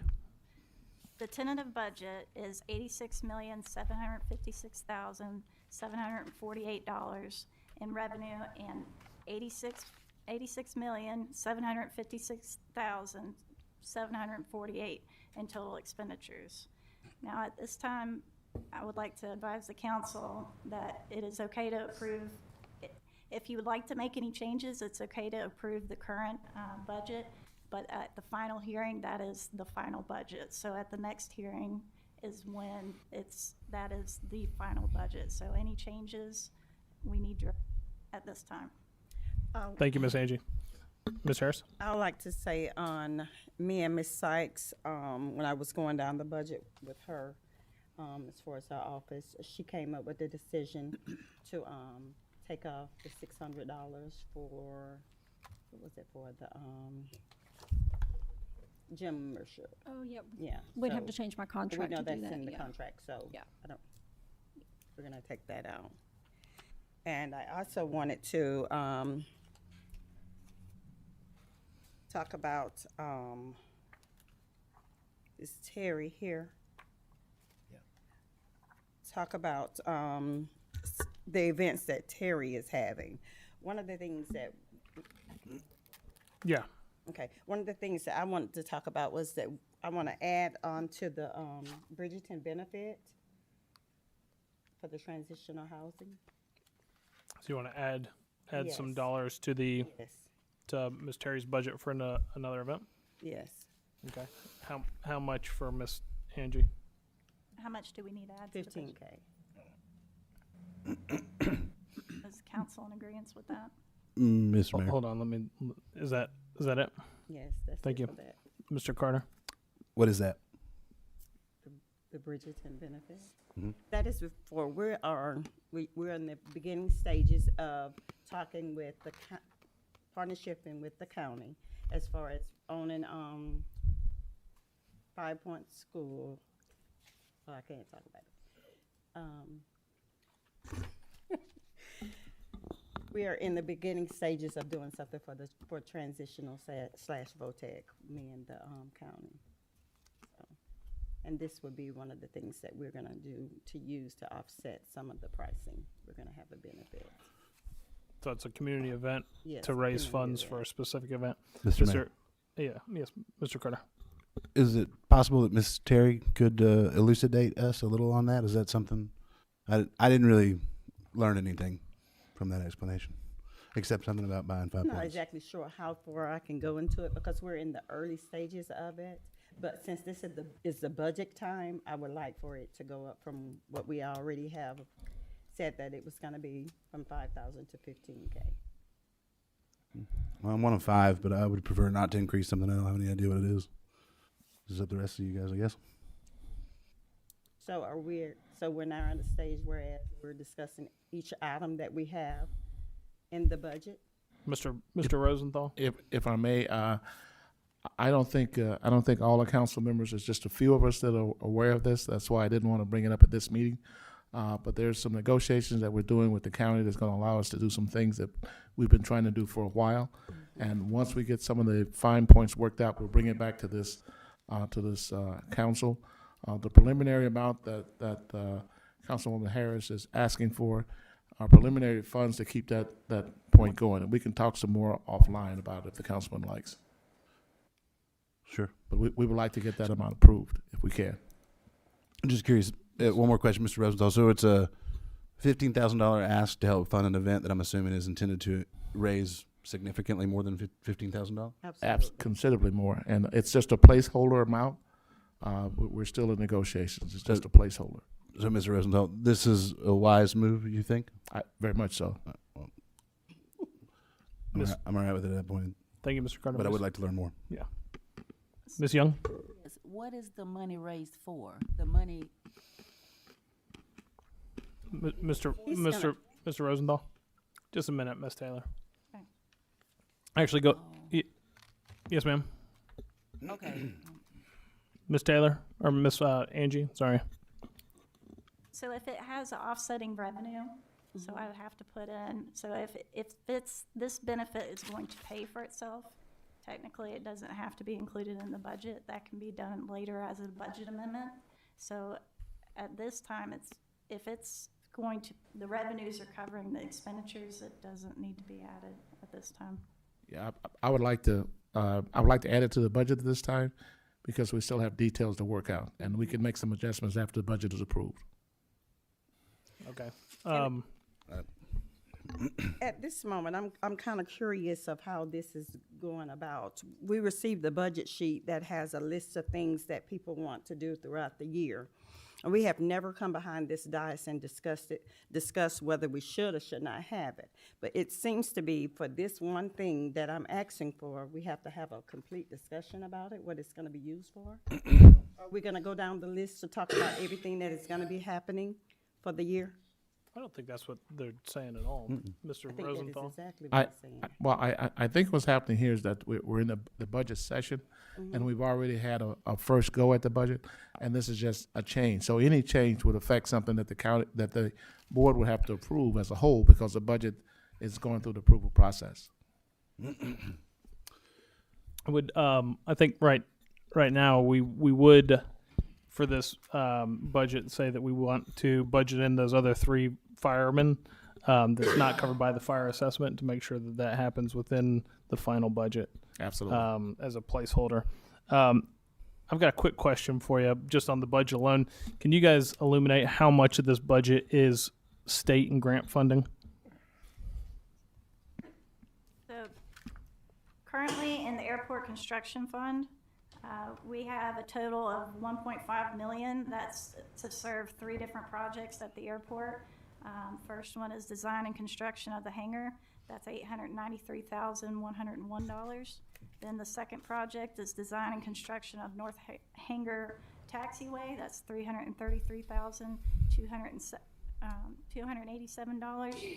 And then design of construction way taxiway A pipe repairs. That's $300,000. And then in the water sewer fund, we have $7.4 million in grant funding. That's the Itchtuckney Springs Quality and Quantity Project. That's 1.5 million there. And then also the Steedley Wetlands Recharge. That's the 5.8 million. So in total, the city has budgeted $8.9 million in grant funding. Thank you. That was my question. So 8.9 of that 86,756,748 is state and grant funding. I did see some questions, comments from Mr. Carter, Ms. Young. Ms. Young? Oh, yeah, I didn't really have questions. I kind of want to kind of share something. We were talking about the budget, which is really the heart of the city business. And I just want to talk a little bit, if I may, about unity, us being unified. And I think it's very relevant here in this budget cycle, because some things actually came out during the conversations and all with the budget. First of all, we're a team, and we should help each other. When I say we, I'm mainly talking about administration, council. We're not here all the time. Mm-hmm. We're in and out. Administration should work together. If one feel that they're sinking, please lend a helping hand. And I just think it's very inconsiderate. It's selfish. It's very unprofessional. That a person would ask another staff if her staff can help, and her response is no. And I hate that we even have to discuss this in the open, but we can't talk no other way than this way. Miss Terry was doing a project, and she asked Miss Sykes for some help. And I'm not trying to throw anybody under the bus, but business is business. And of course, we know there are 3 ladies Miss Sykes has in her office. And Miss Terry, I have to say, is a very diligent worker. Those events are on task. It takes a lot of work. Event planning is time consuming, very time consuming. And she did it for a long time by herself, and we have her a little, I want to say a little assistant. We have her an assistant now. But we have to help each other out. She was told no. And so I asked the question, why can't we be a team? Why can't we lend a helping hand? And I was told that everybody in there has a whole lot of work to do. Everybody's tight. There's no space. And we have to make space, is what I want us to come to the realization. Ms. Sykes is not supervised, really. She's under us. Mr. Rosenthal is the leader, the supervisor for the others, right? Ms. Young, but that no, let me finish. So we're on our budget, and I'm going to ask you. Budget. No, it's really not. It's really not. Okay, this is budget. No, it's not budget. It's raises in this budget. And we have discussion. We have discussion at the end of the, and we have our points to make. But it's raises in this budget, so it is budget. Sure. And we have to identify when there's a problem. There's a whole lot of money being paid to our staff. We appreciate them. But we can't separate ourselves. Just like this budget is together, that's the way our team has to be. And I didn't want to call names, but it has to be done. This is not the first time. It's over and over and over. And we have to be, we got to be together. And that's the main point. And I want the council to know. That's the only way we're going to know. I can't talk to Ms. Harris outside. I can't talk to Mr. Carter outside. So, and I don't want it to be an ugly matter, but it has to be addressed. It has to be addressed. No one is overworked. If you ask me, a lot are underworked. Nobody is overworked. And if we have to let me bring it close to home. The public records request. If we look at the profile, the brag sheet, the public record request is the #1 thing on Ms. Sachs' brag sheet. We are totally off chart with public record requests. Have y'all seen them? Have y'all gotten the report? I actually held a meeting with all who has a part in bringing the public record request to fruition.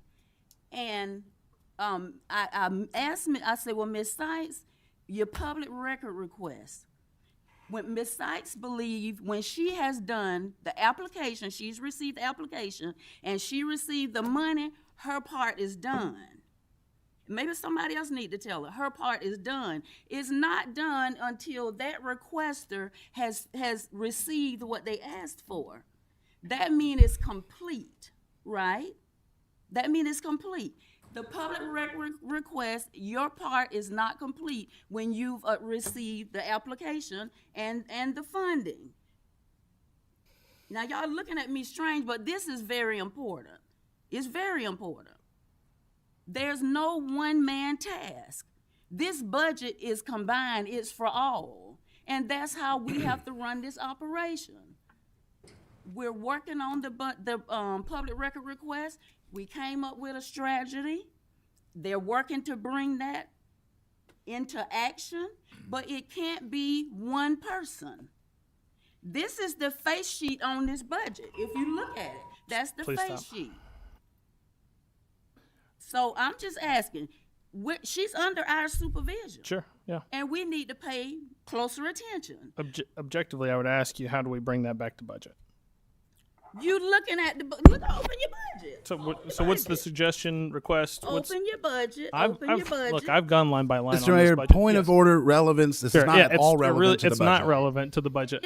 That's why I'm asking. I'm asking you to make it relevant to the budget. You are out of order in discussing it at this point because we have a point at the end of the meeting where we can discuss openly whatever we want to bring up. This is not a comment. So how does it relate? How does it relate back to the budget? Turn your page. Your page to the budget sheet, and he has a brag sheet. The city manager has a brag sheet. He's on here. Look at the accomplishments. So I would ask what. Look at the accomplishments. What page? I'll ask a question, and I guess it's for staff.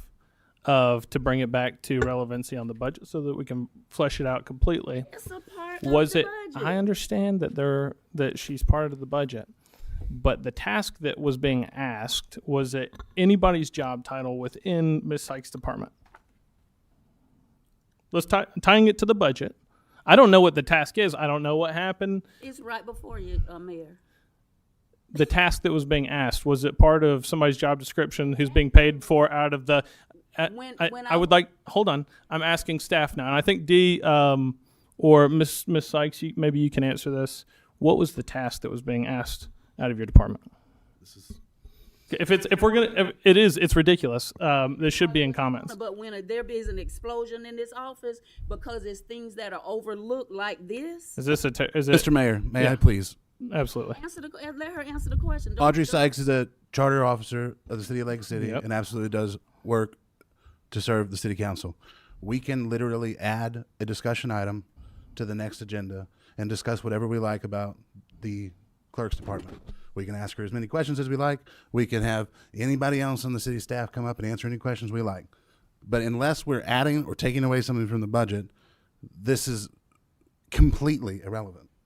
There and was a I ask that we move on. There I was agree. a question asked. Ms. Sykes was asked a question. I'm And- only asking for posterity to try to get it tied back to budget because you're talking about personal conflicts That's between because two it's departments. That's because it's. So that's not budget. That's Okay, HR or You asked the question, Mayor. I'm asking how does it tie back to budget? No. You asked the question. You asked. How does Ms. it tie? Sykes. How does it tie to budget? Don't try to get off of it. How does it tie to You- budget? I asked you before I asked her. Okay, How's it was- somebody it was- explain to me how this? It was an event, and when I found out that it was Miss Harris' event, I didn't want to hear anymore because, of course, that's Sure. why I'm here. I can't go talk to Miss Harris. There was a project that needed to be typed out. I wish you would let Miss Sykes tell what happened because when it all come down, she's our clerk. She's our clerk, and really that was her task. She does a that great she job. wouldn't even assist with. Of course, you'll say that we're not even here. Yeah. We're not even here. So are you Mayor, saying Mr. Mayor, that- I asked hold I on. asked for a brief recess. Yep. Thank you. 5 minutes. 5 minutes recess.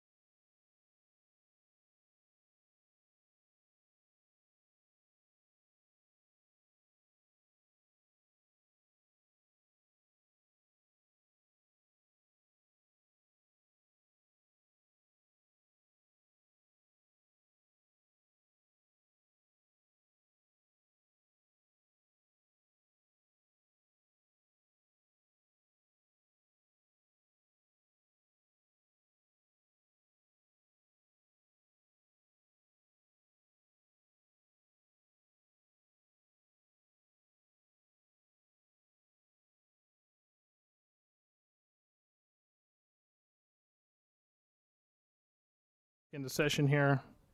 We're currently on item number 4. We took a recess during council comment on resolution number 2025-117. So we will continue council comment. Does anybody have final comment or would like to make a motion? Mr. Mayor. No, Mr. Mayor, when you say comments, you said comments first, Yeah, right? comments or a motion. Yeah, I'm just curious as to, I heard the back and forth, with you, Ms. Young, Councilman, Carter. And, I'm just sitting up here, I'm like curious, what we're talking about. But if Miss Young tells me that it's within the budget, I don't think nobody should disagree with whatever she's discussing, because she's talking about the budget according to her. So I like to know exactly what problem she had with the budget. Not getting it approved or disapproved, or it was too much, whatever the case may be. I just like to know what she was trying to get to. Of course, she had to tell some other things in order to get to that item that she was talking about. Maybe, again, I don't know. But I'm just curious as to what budget item or situation or problem that she was having, and it needs to be brought up to the forefront. I don't think that nobody should interrupt her and say it's nonsense or whatever the case may be. She says that it's relevant to the budget, and I believe her. Okay. So I'd like to, for her to finish, if you don't mind, Mayor. I mean, I'm not into he say, she say, or interfering with anybody that wants to talk about an item that's on the budget. Sometimes people have to talk around and about in order to get where they need to go. They don't want to tell you the whole story. They just want to tell you part of the story.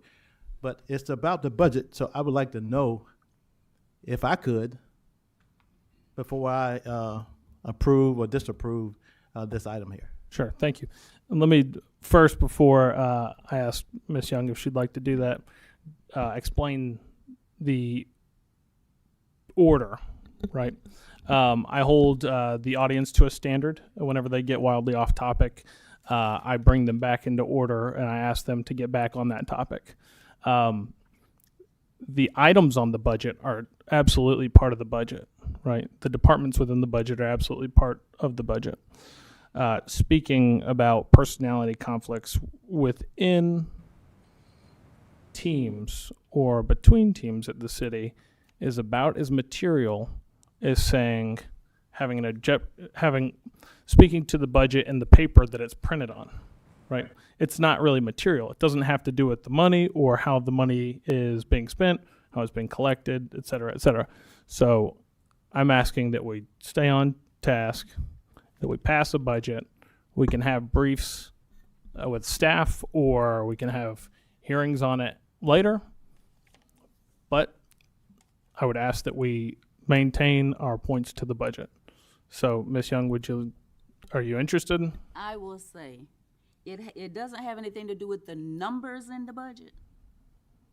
But because it doesn't have anything to do with the numbers in the budget, does not mean it's not associated to the budget. And I'll say that. And you can put it on the next agenda. You can put it on the next agenda. And that'll be fine with me. Okay. Mayor? Yep. I just want to clarify that I'm asking the budget to be amended to cover the cost of the additional 3 firefighters out of discretionary. That's for Ms. Taylor. Thank you, Mr. Carter. I also asked for that. Anybody else have any thoughts on the budget? Mr. Martin? Mr. Mayor, Ms. Moore has a question down on the end. Ms. Angie? So for the budget, I'm asking that you approve it as is today. I can make the changes for the final hearing. Sure. So there's no amendments. We're asking you pass it on the first hearing, then I can make those changes for the final hearing. Okay. Mr. Mayor, I move to approve City Council Resolution 2025-117. Second. Second. A motion and a second. Do we have any final discussion? I'm on the agenda list. I'm on to speak on every item. I apologize. I thought that we had. You're right. It's too We've late. got a motion and a second. We've got further discussion. Mr. Warren, please. We done broke Robert's rule. If I go up there, then we're not keeping it open. You overlook. All right, Miss Sykes, will you please call the roll? Mr. Carter? Yay. Mr. Jernigan? Yes. Ms. Young? Yes. Ms. Harris? Yes. Mayor Walker? Yes. All right. Moving on to the consent agenda. Mr. Mayor, move to approve the consent agenda. Second. A motion and a second. Do we have any further discussion? Hearing none. Ms. Sykes, will you please call the roll? Mr. Carter? Yay. Mr. Jernigan? Yes. Ms. Young? Yes. Ms. Harris? Yes. Mayor Walker? Yes. We have no presentations tonight. We will move into our quasi-judicial portion of the meeting. Mr. Martin. Thank you, Mr. Mayor. Give me just a second to shift gears here.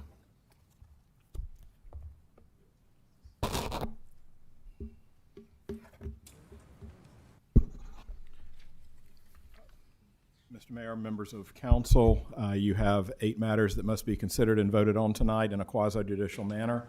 It is 4 pairs of land use amendments followed by corresponding zoning amendments. The first 2 are ordinance numbers 2025-2329 and the corresponding rezoning 2025-2323, both submitted by Carol Chadwick as agent for Real Terrace LLC.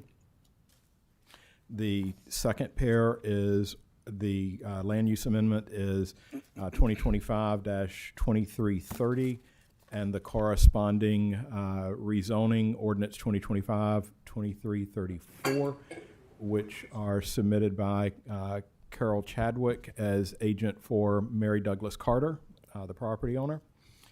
The third pairing is ordinance 2025-2331 with the corresponding zoning ordinance 2025-2335, which are submitted by Carol Chadwick as agent for Northwest Quadrant Land Trust. And then the final pairing is ordinance 2025-2332 for the future land use amendment and the corresponding rezoning ordinance 2025-2336 submitted by Travis Covington as agent for Cassandra L. Wheeler and John R. Wheeler, the property owners. The purpose of this procedure is to ensure an applicant provides a complete presentation of their request to the council prior to any testimony being provided by staff, so the applicant receives a full and fair hearing on their application, and any decision by the council is based on evidence presented. To accomplish this, we'll proceed for each of these 8 ordinances in the following order. First, we'll hear presentations from the city, the applicant, and any party interveners, followed by public comments. After that, we'll proceed to cross-examination of and by the parties and party interveners if they so desire. Thereafter, the mayor can allow any additional response by a party if the mayor so desires to ensure fairness. Then we'll proceed to questions from council, followed by any final arguments if the parties wish to make them. I'll advise the council as to the law in the matter, and then the council can deliberate and vote. While the council welcomes comments from all persons with an interest in the proceeding, Florida law requires the council's decision in quasi-judicial actions be supported by competent, substantial evidence presented to council during the hearing on the applications. Competent and substantial evidence is the evidence a reasonable mind would accept as adequate to support a conclusion. There must be a factual basis in the record to support opinion testimony from both expert and non-expert witnesses, and people presenting testimony may support their testimony by relying on factual information provided by city staff, the applicant, or other factual information in the city staff report. At this time, I need to inquire of each council member individually if they've received any ex parte communications involving any of these 8 matters, and if so, to please disclose them. An ex parte communication, as you know, is one that concerns a matter before the council tonight in these hearings that occurred outside of the hearing itself. Starting at the end of the dais, Vice Mayor Young, have you had any ex parte communications on any of these matters? None. Councilman Carter? No. Councilman Jernigan? No. Councilwoman Harris? No. And Mr. Mayor? No. Okay, thank you. At this time, if there's anyone in the audience who's going to offer testimony on any of these 8 matters before the council tonight, if you could stand and raise your right hand and take an oath. I saw somebody raise your hand. Did you want to speak on one of the matters tonight? And Mr. Warren, Do you each swear to tell the truth, the whole truth, and nothing but the truth as to the 8 ordinances that are before the council tonight? All right. Thank you. Let the record so reflect that each of them indicated they would tell the truth.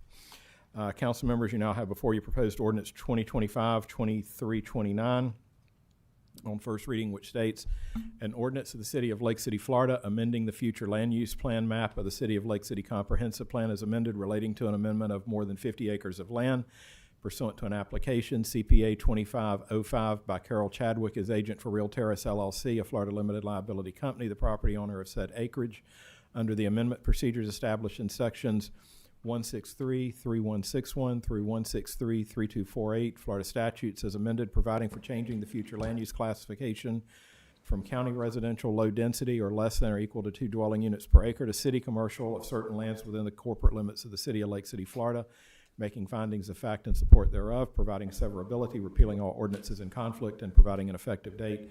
Mr. Angelo, could you please introduce, summarize, and present the city's staff analysis of proposed ordinance 2025-2329. Yes, sir. All right, so this is for CPA 25-05. They are looking to, this is for parcel number 02519-000. They are looking to change the future land use from residential low county to allowing for 2 dwelling units. Could be two dwelling units. That's typo there. And then the new future land use would be commercial. And the petition CPA 25-05 is a request changing that future land use. And if you see, the parcel is surrounded the north and the east and to the west is residential low county because they are still within the county jurisdiction. And then to the south is commercial county, which would be like your Walmart, Lowe's, all that. Here's a picture of the parcel in question, and you've got the proposed parcel here, and then you've got the residential county to the side here, and then to the south you have the commercial county, or commercial city, and commercial county also. So on the staff reports, you have, this is a large-scale amendment because it's over 50 acres. Once this meeting is, if it's approved tonight, then it will go to the state for expedited review through the state. That's going to take about 90 days or so. Once their review is done, then this application will come back in front of the board for the final adoption. But any comprehensive plan amendment that involves 50 acres or more has to go through that process. And so after this meeting, then that would get transmitted to the state. And so the gas want to know if there was any impacts. At this time for the rezoning, we do not know what the impact would be until we actually have a site plan. Same thing with stormwater and then Swanee River water management. Until we get a site plan also, we wouldn't have any kind of impact to the stormwater and the Swanee River water management. And at this time, staff finds that this is consistent with the comprehensive plan, and staff recommends to approve the ordinance before you today. And that's it. And do you move your presentation Yes. into the record? Yes. Thank you, Mr. Angelo. Is there anyone here to speak on behalf of the applicant? Yes, sir. If you could state your name for the record, please. My name's Tom Eagle. I'm one of the partners in that particular piece of property, and Carol couldn't be here tonight, so I came instead. Yes, it is right next to Lowe's and Walmart. It's about 72 acres right there. I've got about 20 good usable acres at the top, and what we're trying to do is get all due diligence all put together, the zoning changes. You don't have a mixed unit zoning at this point, so commercial intense was the next best until later on. But this project could have multiple applications to it by a developer, a large-scale developer. So that's what we're trying to do, is get all the other stuff out of the way, get annexed into the city, help with the tax base in the future. And well, we've been talking about that all night. I've been listening to it, but I know it's a problem, but we're wishing to have that. We've got annexed in. We're asking for the zoning to be done, and then we're marketing the property to a large scale developer across the country.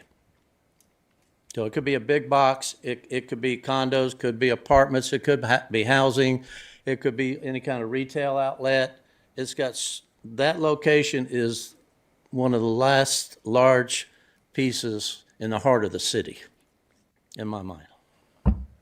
So that's what we're asking for. Thank you, Mr. Eagle. And would you move your application into the record? Pardon? Are you asking to move your application into the record? Does that mean pass? Yeah, if that means pass, I am. Well, your engineer, when she applied, she submitted an application with a lot of information, and I'm just asking if you'd like to, I would suggest moving it into the record. I'd like to move, yes, since Carol's not here, I'd like to move it into the record. Thank you, Mr. Eagle. Thank you, sir. Is there anyone from the public that would like to speak to this issue? Any public comment? Seeing none, is there any cross-examination between any of the parties? Mr. Angelo, Mr. Eagle, no cross-examination. Seeing none, is there any question or comment from the council at this time for the applicant? Seeing no questions for the applicant or city staff, is the applicant and Mr. Angelo, are you waiving any final closing comments on the matter? Mr. Eagle, are you waiving any closing comments on the matter? All right, thank you. Seeing no closing comments, the decision of council should be based only on evidence provided by sworn witnesses. In addition, the application may be adopted if it preserves the internal consistency of the city's comp plan, complies with applicable state laws, and does not confer special privileges or rights on any person. If the council wishes to adopt this comprehensive plan amendment, an appropriate motion would be to adopt ordinance 2025-2329 as read by title only. Thank you, Mr. Martin. Do we have anybody at the dais who would like to make any comments or make a motion to adopt City Council Ordinance number 2025-2329 on first reading? Mr. Mayor, move to adopt ordinance 2025-2329 on first reading. We have a motion? Second. Second. Thank you, guys. Is there any further discussion? Hearing none, Ms. Sykes, will you please call the roll? Mr. Carter? Yay. Mr. Jernigan? Yes. Ms. Young? Yes. Ms. Harris? Yes. Mayor Walker? Yes. Mr. Mayor, council members, you now have before you proposed ordinance 2025-2333 on first reading, which states an ordinance of the City of Lake City, Florida, amending the official zoning atlas of the City of Lake City land development regulations as amended, relating to the rezoning of 10 or more contiguous acres of land pursuant to an application Z2507 submitted by Carol Chadwick as agent for Real Terrace LLC, a Florida limited liability company, the property owner of said acreage, providing for rezoning from county residential single family 2 to city commercial intensive of certain lands within the corporate limits of the City of Lake City, Florida, providing for severability, repealing all ordinances in conflict, and providing an effective date. Mr. Angelo, could you please introduce, summarize, and present proposed ordinance number 2333? Yes, sir. All right, so this is Z25-07. So this is the companion application for the previous one. So this would line up with the first one. They are looking to change the zoning from residential single-family 2 in the county to commercial intensive, which then would line up with the previous application that we just passed for the future land use of commercial. And that save time, we kind of went through most of this on the last one. And that, again, there's the parcel and chain that we're looking to change. And you can see there is a large portion of the parcel that is unusable, mainly to the south here is that you would actually be able to use and make a commercial development. Same staff report as before, so I'm not going to go through that for redundancy. And at this time, we do find that it is consistent with the comprehensive plan, and we recommend to approve the ordinance before you tonight. And I would like to move my application and presentation to the record. Thank you, Mr. Angelo. Thank you. Does the applicant have a presentation to offer? Mr. Eagle? Do you have a presentation on the rezoning or? No, just the part that is in the wetland or the floodplain, the bottom part by the retention ponds and so on. To me, if there's a residential component to this, it would make great walking trails, nice fishing pond, and if it's not usable for us, would probably be a gift. I'm not trying to bribe nobody, but if we don't need it, it's just a beautiful piece of property down there. It's just gorgeous. So that's... Mr. Eagle, and as before, would you move your application into the record? Would you like to move your application into the yes, record? Yes. Thank you. Is there any public comment from anyone on this particular matter?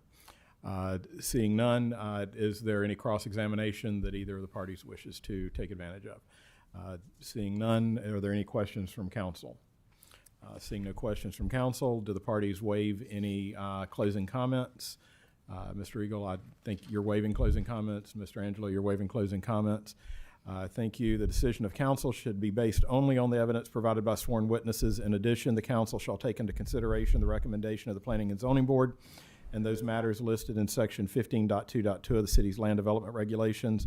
Should the council wish to adopt this ordinance, an appropriate motion would be to adopt ordinance 2025-2333 as read by title only.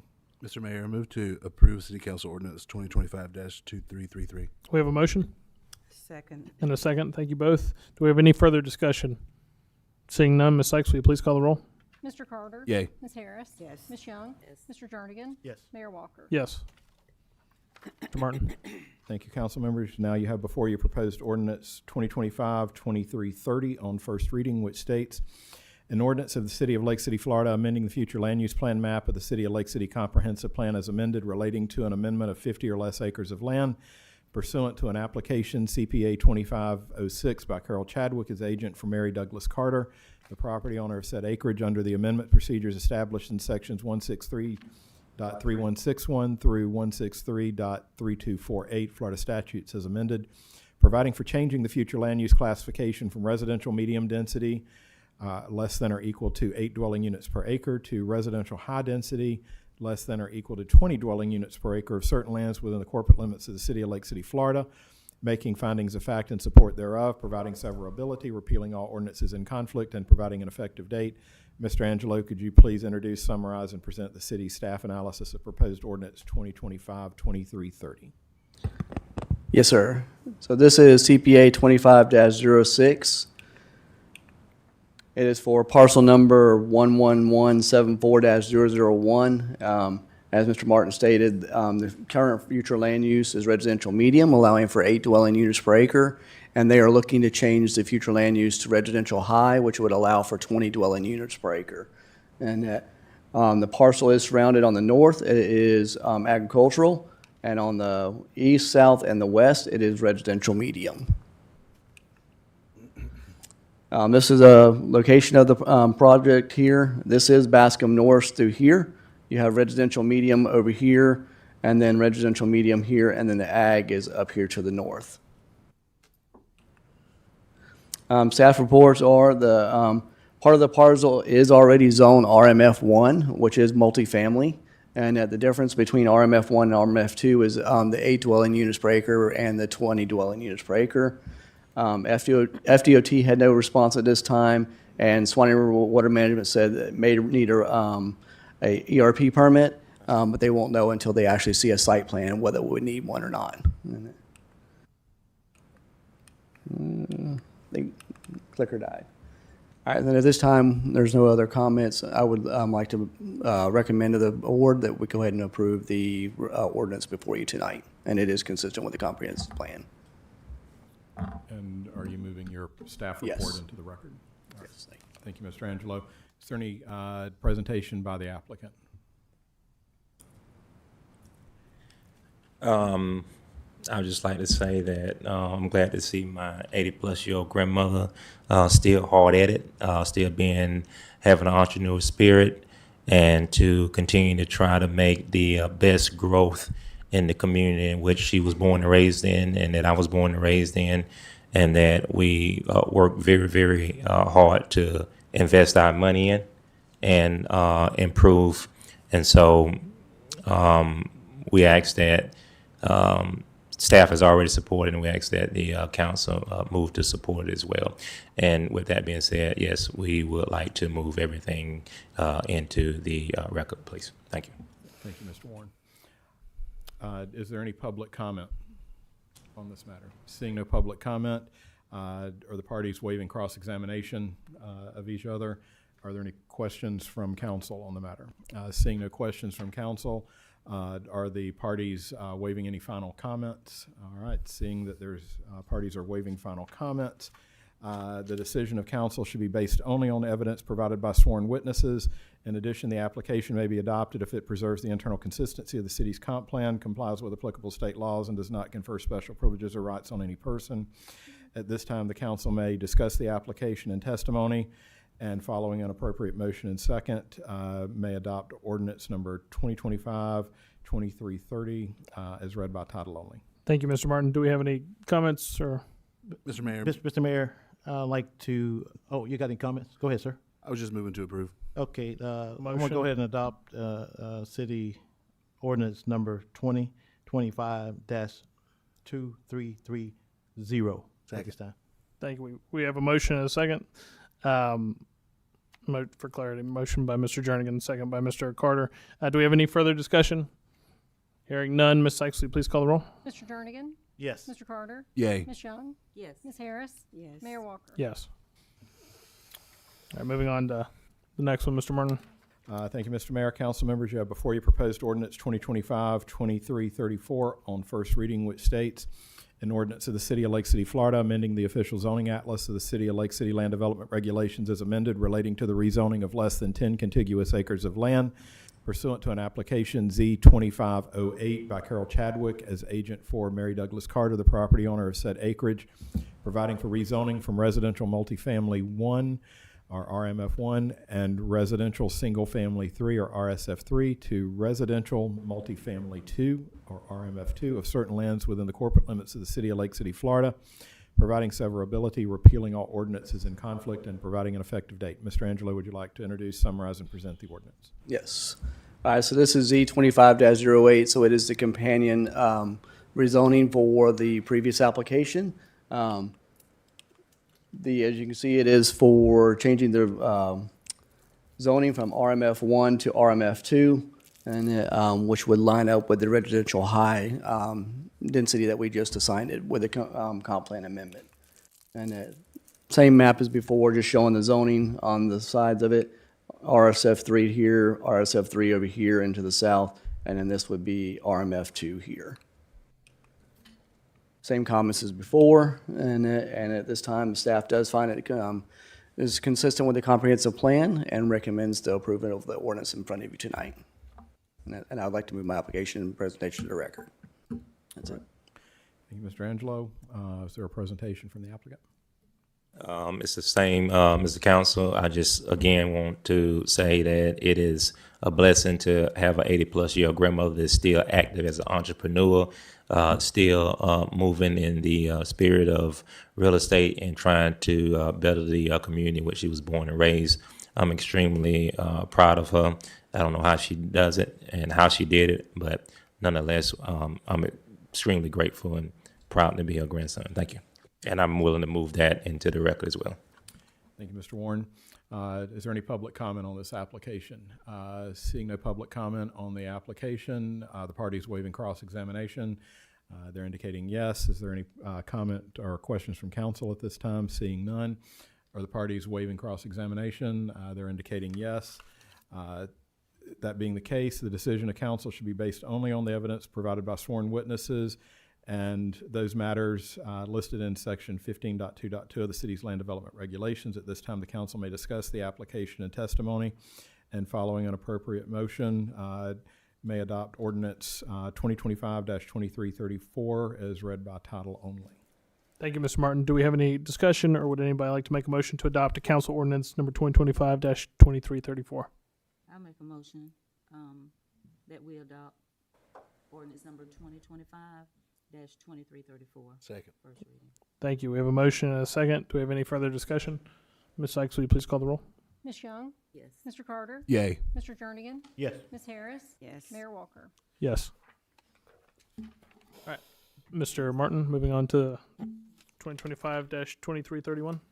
Thank you, Mr. Mayor. You do have before you proposed ordinance 2025-2331, an ordinance of the City of Lake City, Florida, amending the future land use plan map of the City of Lake City Comprehensive Plan as amended relating to an amendment of 50 or less acres of land pursuant to an application CPA 2507 by Carol Chadwick as agent for Northwest Quadrant Land Trust, the property owner of said acreage, under the amendment procedures established in sections 163.3161 through 163.3248 Florida statutes as amended, providing for changing the future land use classification from commercial to residential high density of certain lands within the corporate limits of the city of Lake City, Florida, making findings of fact in support thereof, providing severability, repealing all ordinances in conflict, and providing an effective date. Mr. Angelo, if you could introduce, summarize, and present the city staff analysis of the proposed ordinance. Yes. So this is CPA 25-07. It is for parcel number 02463-115, which is located on Hall of Fame Road. And it is currently has a future land use of commercial, and they are looking to take that future land use from commercial to residential high, which would allow 20 dwelling units per acre, so allowing for some multifamily housing. And you can see the parcel to the north, or the parcels to the north are residential high, and to the east, it's got a highway interchange county. To the south is commercial city, and then to the west, it's got a residential high and commercial. This is a map of the parcel here. This is the parcel in question. This parcel here was already rezoned to commercial high and a residential high, and then you this one here also was too. And then you've got the commercial components here to the west and to the south. So some of the comments that we got, the property is contiguous to an RMF2 district, which is residential high also. The police department and the school board both had some questions about the traffic that this may generate, and which is a valid point because you're putting 20 dwelling units per acre. But when you look at it compared to some of the commercial developments that could go in there, it could actually be a reduction in the possible traffic in the future. And that because if you had a large box retail or something go in there, they would provide a whole lot more traffic than what a multifamily apartment complex would. And so this would kind of give us a possible reduction, but may not until we see a site plan. And with that being said, this is consistent with the comprehensive plan and land development regulations, and is staff's recommendation to approve the ordinance in front of you tonight. And I'd like to move my presentation and record to the record. Thank you, Mr. Angelo. Is there anyone here tonight on behalf of the applicant? Yes. Mr. Aaron Craps is. Okay. For us old people, y'all gotta have these before 8:30. Mr. Craps, Tried to tell them. But I'm named Daniel Krabs. Yes, sir. But I'm here to answer any questions on it. We have a dire need for apartments. Mr. Craps, if I can interrupt you Oh, just a second. excuse me, sir. I don't recall that you stood and took an oath when we administered. I was the- sitting when I did it, but I had my hand up. Okay, do you swear that the testimony you're about to give will be the truth, whole truth, and nothing but the truth for the remainder of the hearings tonight? Yes, sir. All right, thank you. So anyway, there's a lot of apartments to the west of this property, and we have a dire need for apartments. And I got an affordable housing project going on Devane that would bring some affordable housing here sometime next year through one of the state programs. So we're just trying to introduce more family units and places for people to live. So I'll answer any questions anyone has. Thank you, Mr. Craps. And as I asked the others, do you wish to move your application into the record? I would suggest that would be a good idea. Yes, sir. All right, thank you, Mr. Craps. Thank you. Are there any members of the public that wish to speak on this particular matter tonight? Seeing none, do the parties waive cross-examination? I think so.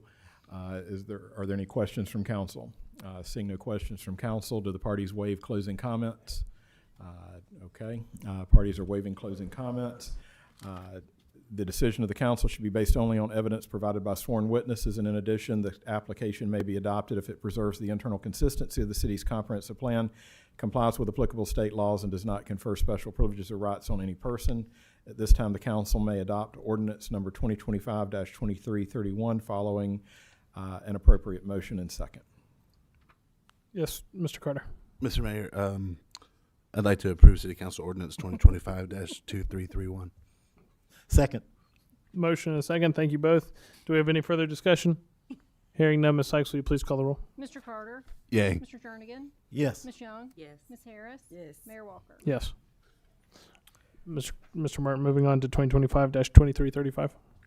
Yes, Mr. Mayor, you have before you proposed ordinance 2025-2335 on first reading, which states an ordinance of the City of Lake City, Florida, amending the official zoning atlas of the City of Lake City Land Development Regulations as amended, relating to the rezoning of 10 or more contiguous acres of land pursuant to an application Z2509 by Carol Chadwick as agent for Northwest Quadrant Land Trust.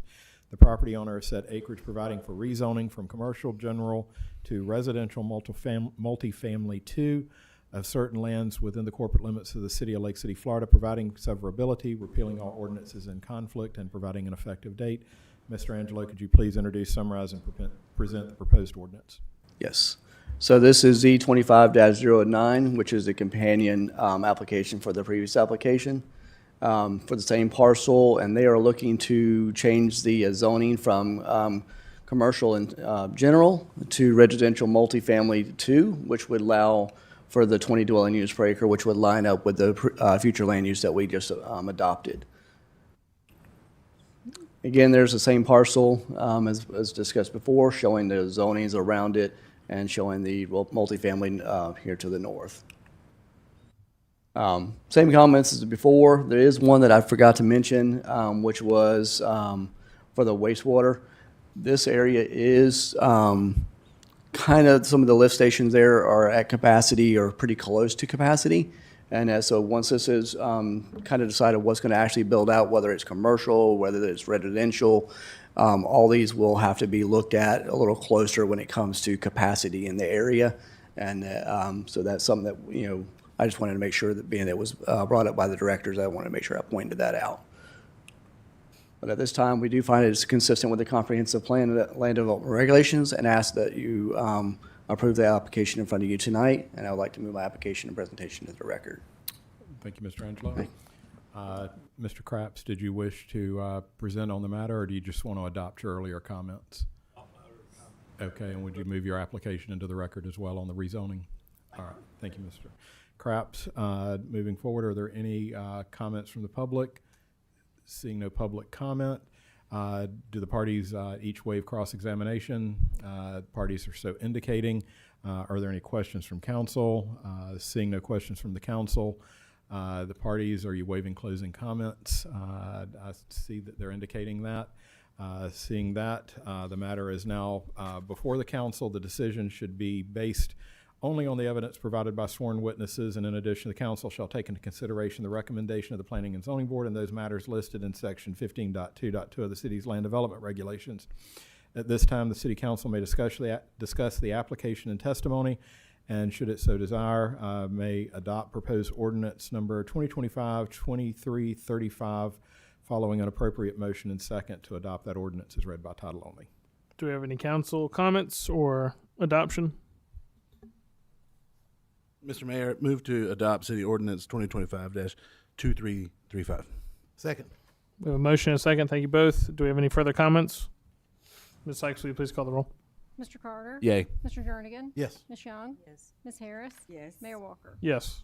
All right, Mr. Martin, 2332.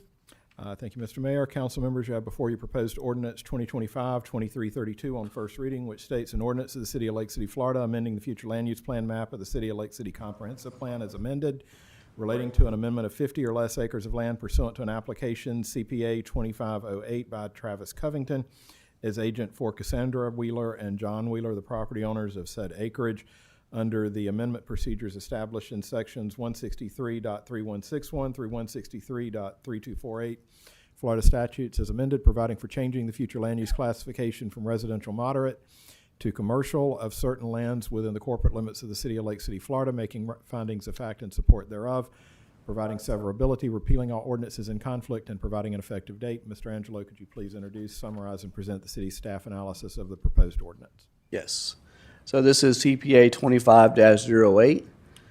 It is for parcel number 13991-000, and they are looking to change the future land use from residential moderate to commercial, and the residential moderate would allow 4 dwelling units per acre. And to the north of the parcel and to the east, you have commercial, and then to the south and the west, you do have residential moderate. And this is a picture of the location here. This is Main Boulevard here, and this is the proposed change here. As you can see, to the north and to the east, you have commercial, and then you have residential moderate to the west and to the south. Building department said any alterations to the building will require permits, and it will need to be brought up to ADA compliancy, and that for a business. The property, planning said the property is contiguous to a commercial general zoning, and the water department said if the zoning is approved, any water services on property will have to provide a backflow device installed by the city. And then customer service will have to review the associated impact fees and see if there's any additional impact fees that would be needed. Swanee River Water Management said, as a single family, it is outside the jurisdiction of Swanee River Water Management. However, if zoning is changed, it will have to go through them and possibly could need an ERP permit. And at this time, the staff does find it is consistent with the comprehensive plan and the land development regulations, and we ask you to approve the petition before you tonight. And I'd like to move my presentation and record into the record. All right. Thank you, Mr. Angelo. Thank you. Mr. Covington, do you wish to present on behalf of the applicant? I forgot to get sworn in. Okay. Do you swear the testimony you're about to give in this hearing and the next one will be the truth, whole truth, and nothing but the truth? Yes. All right. Thank you. Not much to add on top of Robert's there. It's just going to be a contiguous use with the insurance agency that Mr. Wheeler owns next door. And at this time, he doesn't think he's going to do anything to the building other than just get it up to code. And I'd like to move the application into the record. All right. Thank you, Mr. Covington. Is there any comment from the public on this particular application and ordinance? Seeing none, do the parties waive cross-examination? They're both indicating yes. Are there any questions from the City Council? Seeing no questions, are the parties waiving any closing comments on the application and ordinance? That being the case, the decision of the City Council should be based only on the evidence provided by sworn witnesses. In addition, the application may be adopted if it preserves the internal consistency of the city's comprehensive plan, complies with applicable state laws, and does not confer special privileges or rights on any person. At this time, the City Council may discuss the application and testimony and any findings of fact. And should you wish to adopt proposed ordinance 2025-2332, may do so following an appropriate motion and second to adopt said ordinance as read by title only. Mr. Mayor, move to approve ordinance 2025-2332. Thank you, Mr. Carter. Second. We have a motion and a second. Thank you both. Do we have any further discussion? Hearing none, Ms. Sykes, will you please call the roll? Mr. Carter? Yay. Mr. Jernigan? Yes. Ms. Young? Yes. Ms. Harris? Yes. Mayor Walker? Yes. All right, moving on to ordinance number 2025-2336. Thank you, Mr. Mayor. You do have before you ordinance 2025-2336, an ordinance of the City of Lake City, Florida, amending the official zoning atlas of the City of Lake City Land Development Regulations as amended relating to the rezoning of less than 10 contiguous acres of land pursuant to an application Z2510 by Travis Covington as agent for Cassandra Wheeler and John Wheeler, the property owners of said acreage, providing for rezoning from residential single family 2 to commercial general of certain lands within the corporate limits of the City of Lake City, Florida, providing severability, repealing all ordinances in conflict, and providing an effective date. Mr. Angelo, could you please introduce, summarize, and present proposed ordinance 2025-2336? Yes. So this is Z25-10.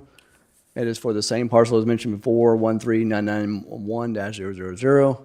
And they are looking to change the zoning from residential single family 2 to commercial general. To the north and to the east, it is commercial general, and to the south and the west, it is residential single family 2.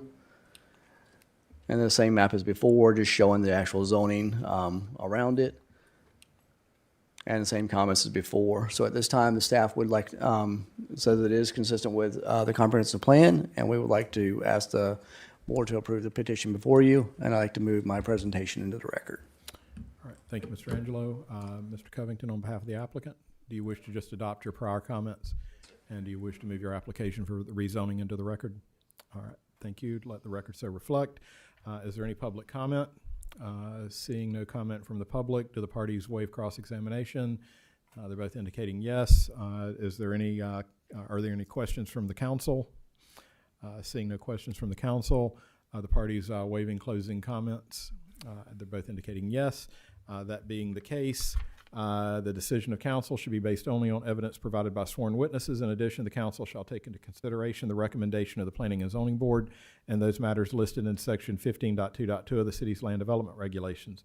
At this time, the city council may discuss the application and testimony and any findings of fact upon which it wishes to base a decision, and may adopt the proposed ordinance following an appropriate motion and second to adopt ordinance 2025-2336 as read by title only. Thank you, Mr. Martin. Would anybody like to make a motion on 2025-2336? Mr. Mayor, I'd like to make a motion on 2025-2336. I second it. We have a motion and a second. Thank you both. Do we have any further discussion? Hearing none, Ms. Sykes, will you please call the roll? Mr. Jernigan? Yes. Ms. Harris? Yes. Ms. Young? Yes. Mr. Carter? Yay. Mayor Walker? Yes. All right.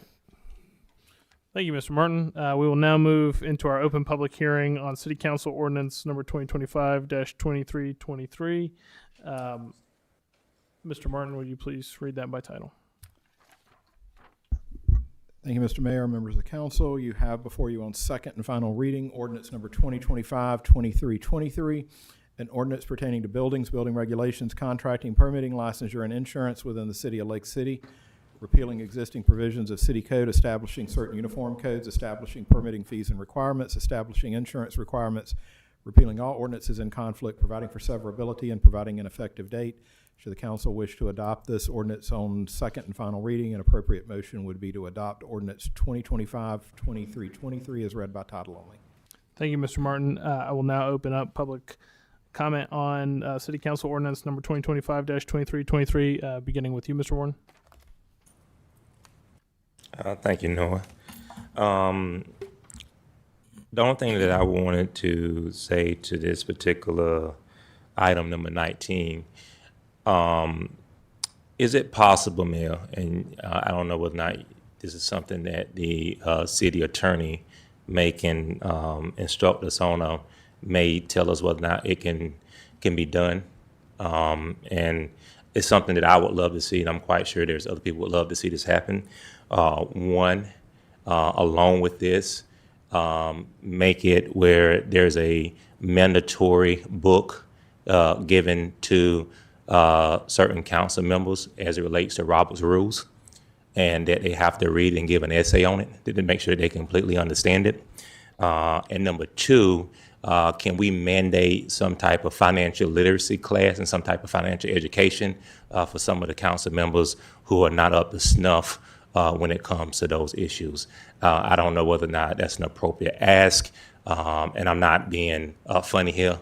I think tonight demonstrate that there's a real need for those things that I'm asking, and I don't know whether or not anybody would be willing to entertain it. Anybody on the council would be willing to make a motion. If not, that's fine, but thank you. Thank you, Mr. Warren. Mr. Bowden. Thank you, Mr. Bowden. Closing public comments on this. We're now going to move into council comments, or would anybody like to make a motion on City Council Ordinance number 2025-2323? Mayor, I'd like to make a motion to approve ordinance number 2025-2323. Second. We have a motion and a second. Thank you both. Do we have any final comments? Ms. Sykes, will you please call the roll? Ms. Harris? Yes. Mr. Carter? Yay. Ms. Young? Yes. Mr. Jernigan? Yes. Mayor Walker? Yes. All right. Now we're moving on to new business. We are in City Council Resolutions. We are on City Council Resolution number 2025-119. This is a resolution for Colby Redfield, MD, to serve as our Emergency Dispatch System Medical Director for an annual fee of $30,000. I will open this up for public comment now. Mr. Warren declines. Mr. Bowden declines. We will now move into council comment. Mr. Mayor? Yep. Move to approve City Council Resolution 2025-119. Second. We have a motion and a second. Do we have any further discussion?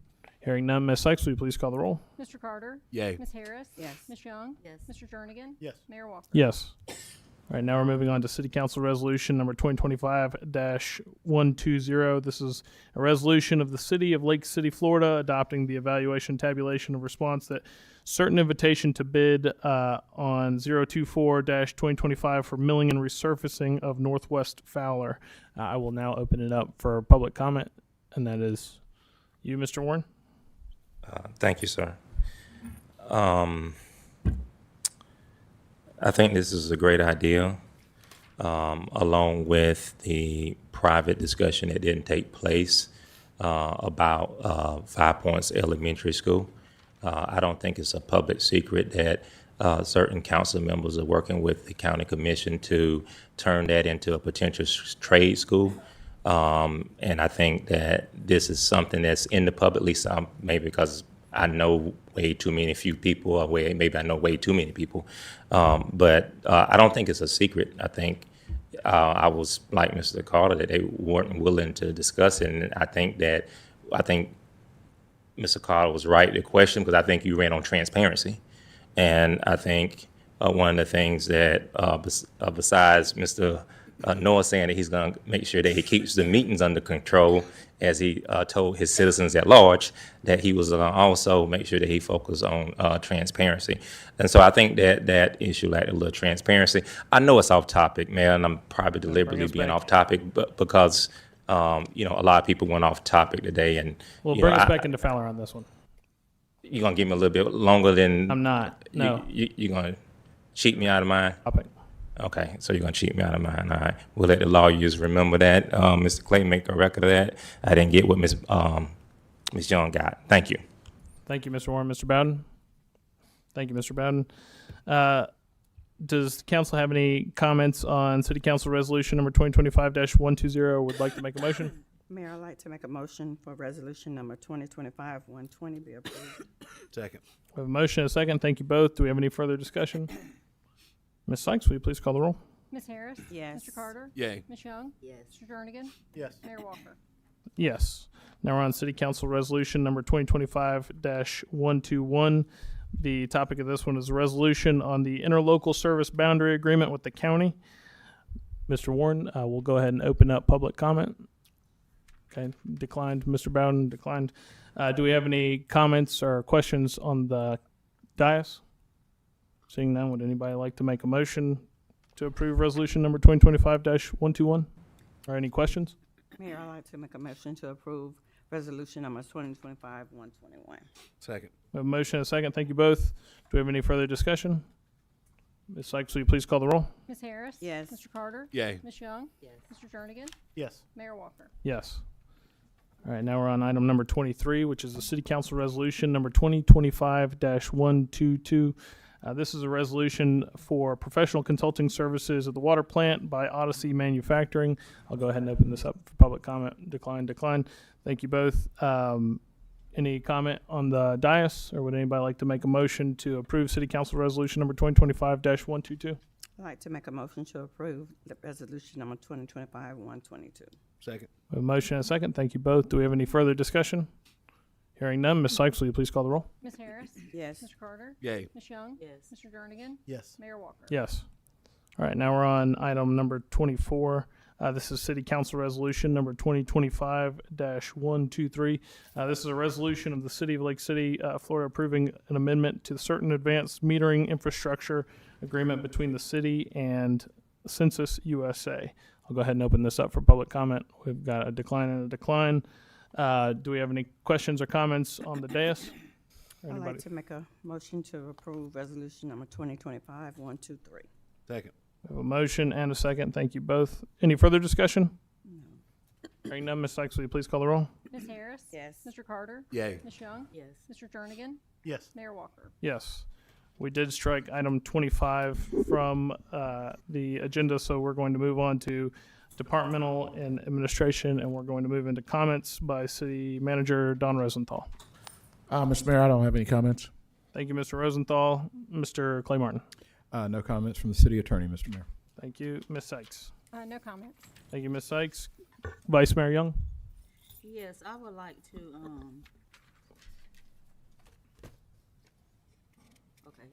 say thank you to Fire Chief and his staff, City Fire and County Fire, and all who took part in, helping out at Cedar Park, during their tragedy.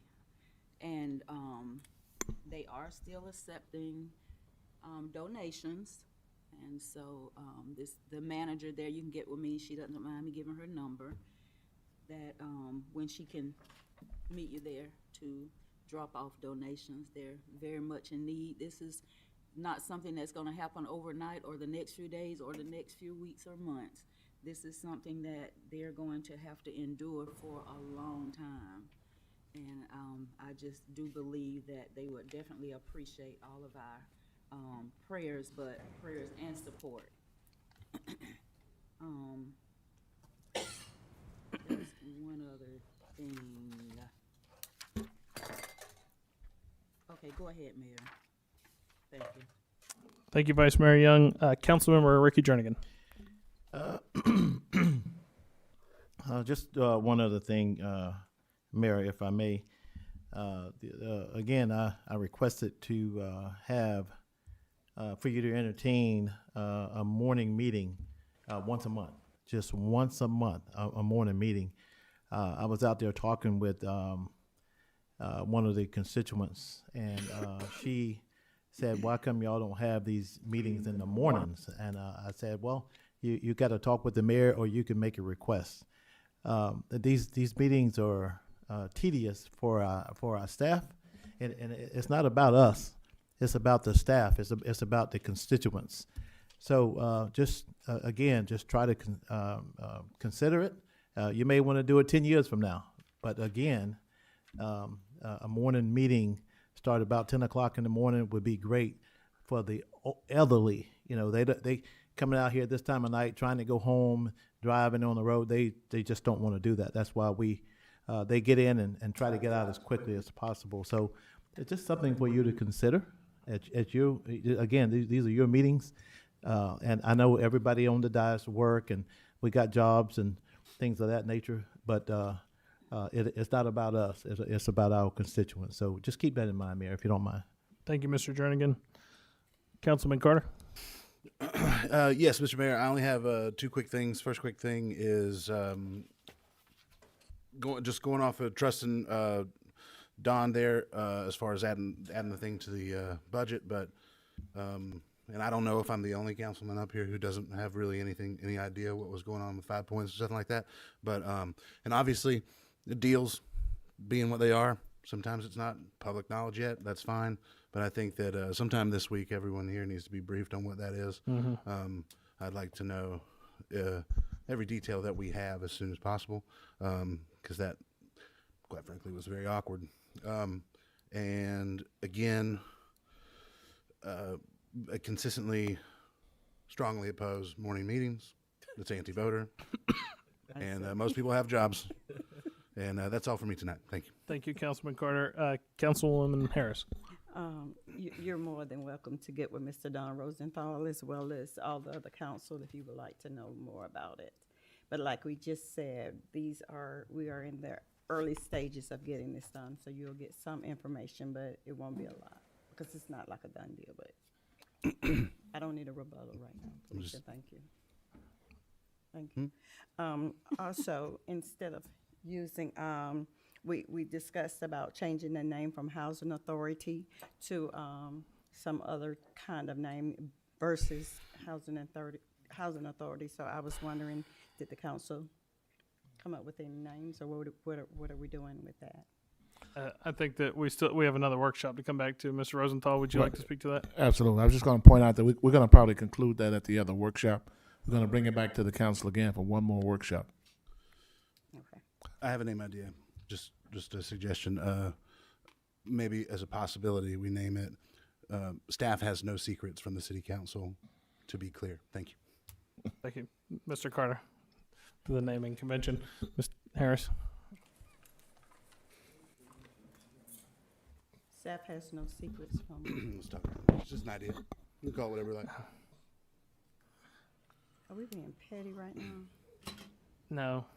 Come on. It's just that when you sit here and you're not coming up with nothing, and everything that somebody comes up with, it always has to be a rebuttal or a question to what the rest of the council is trying to do.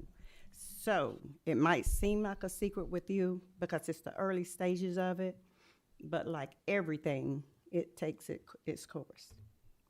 And there will be no secrets, I promise you. There is no need to have any. All right, And I don't need a rebuttal. Thank you. It's okay. Thank you, Ms. Harris. All right. On to my comments. I would, Mr. Rosenthal, I think that it would be a good idea to contact Mr. Kraus, and I know that there's a thought to have a workshop between the two boards. Absolutely. So I think that would be a great idea. Puppy sales were brought up tonight in the arena of the city. I agreed with those two ladies that spoke to that. I don't know what we need to do, but I think that we definitely need to be on the state level. Mr. Martin, can you speak to that?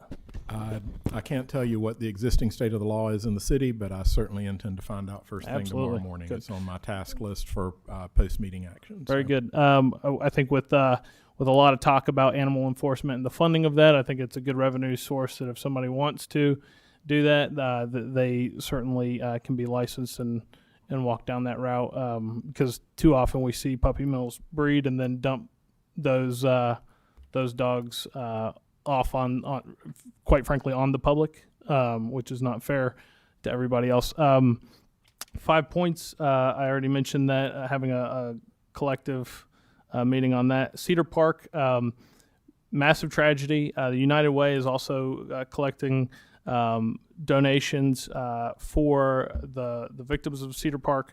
I've also asked Jennifer with the United Way, who's been appointed basically by the emergency task force on this, to find out what the square footage and the timing is on the damage. So if you guys could follow up with her on that, which will help really dictate what the good long-term response is on that, whether they're in need. Obviously, there's going to be an insurance claim on that fire from the owners of Cedar Park, I would imagine. And so the timing of how quick those places can be reclaimed so that families can move back in. There's too many children that are kind of in limbo right now, which is a massive tragedy. And that's all I have for tonight. So thank you, guys. Have a good night. Thank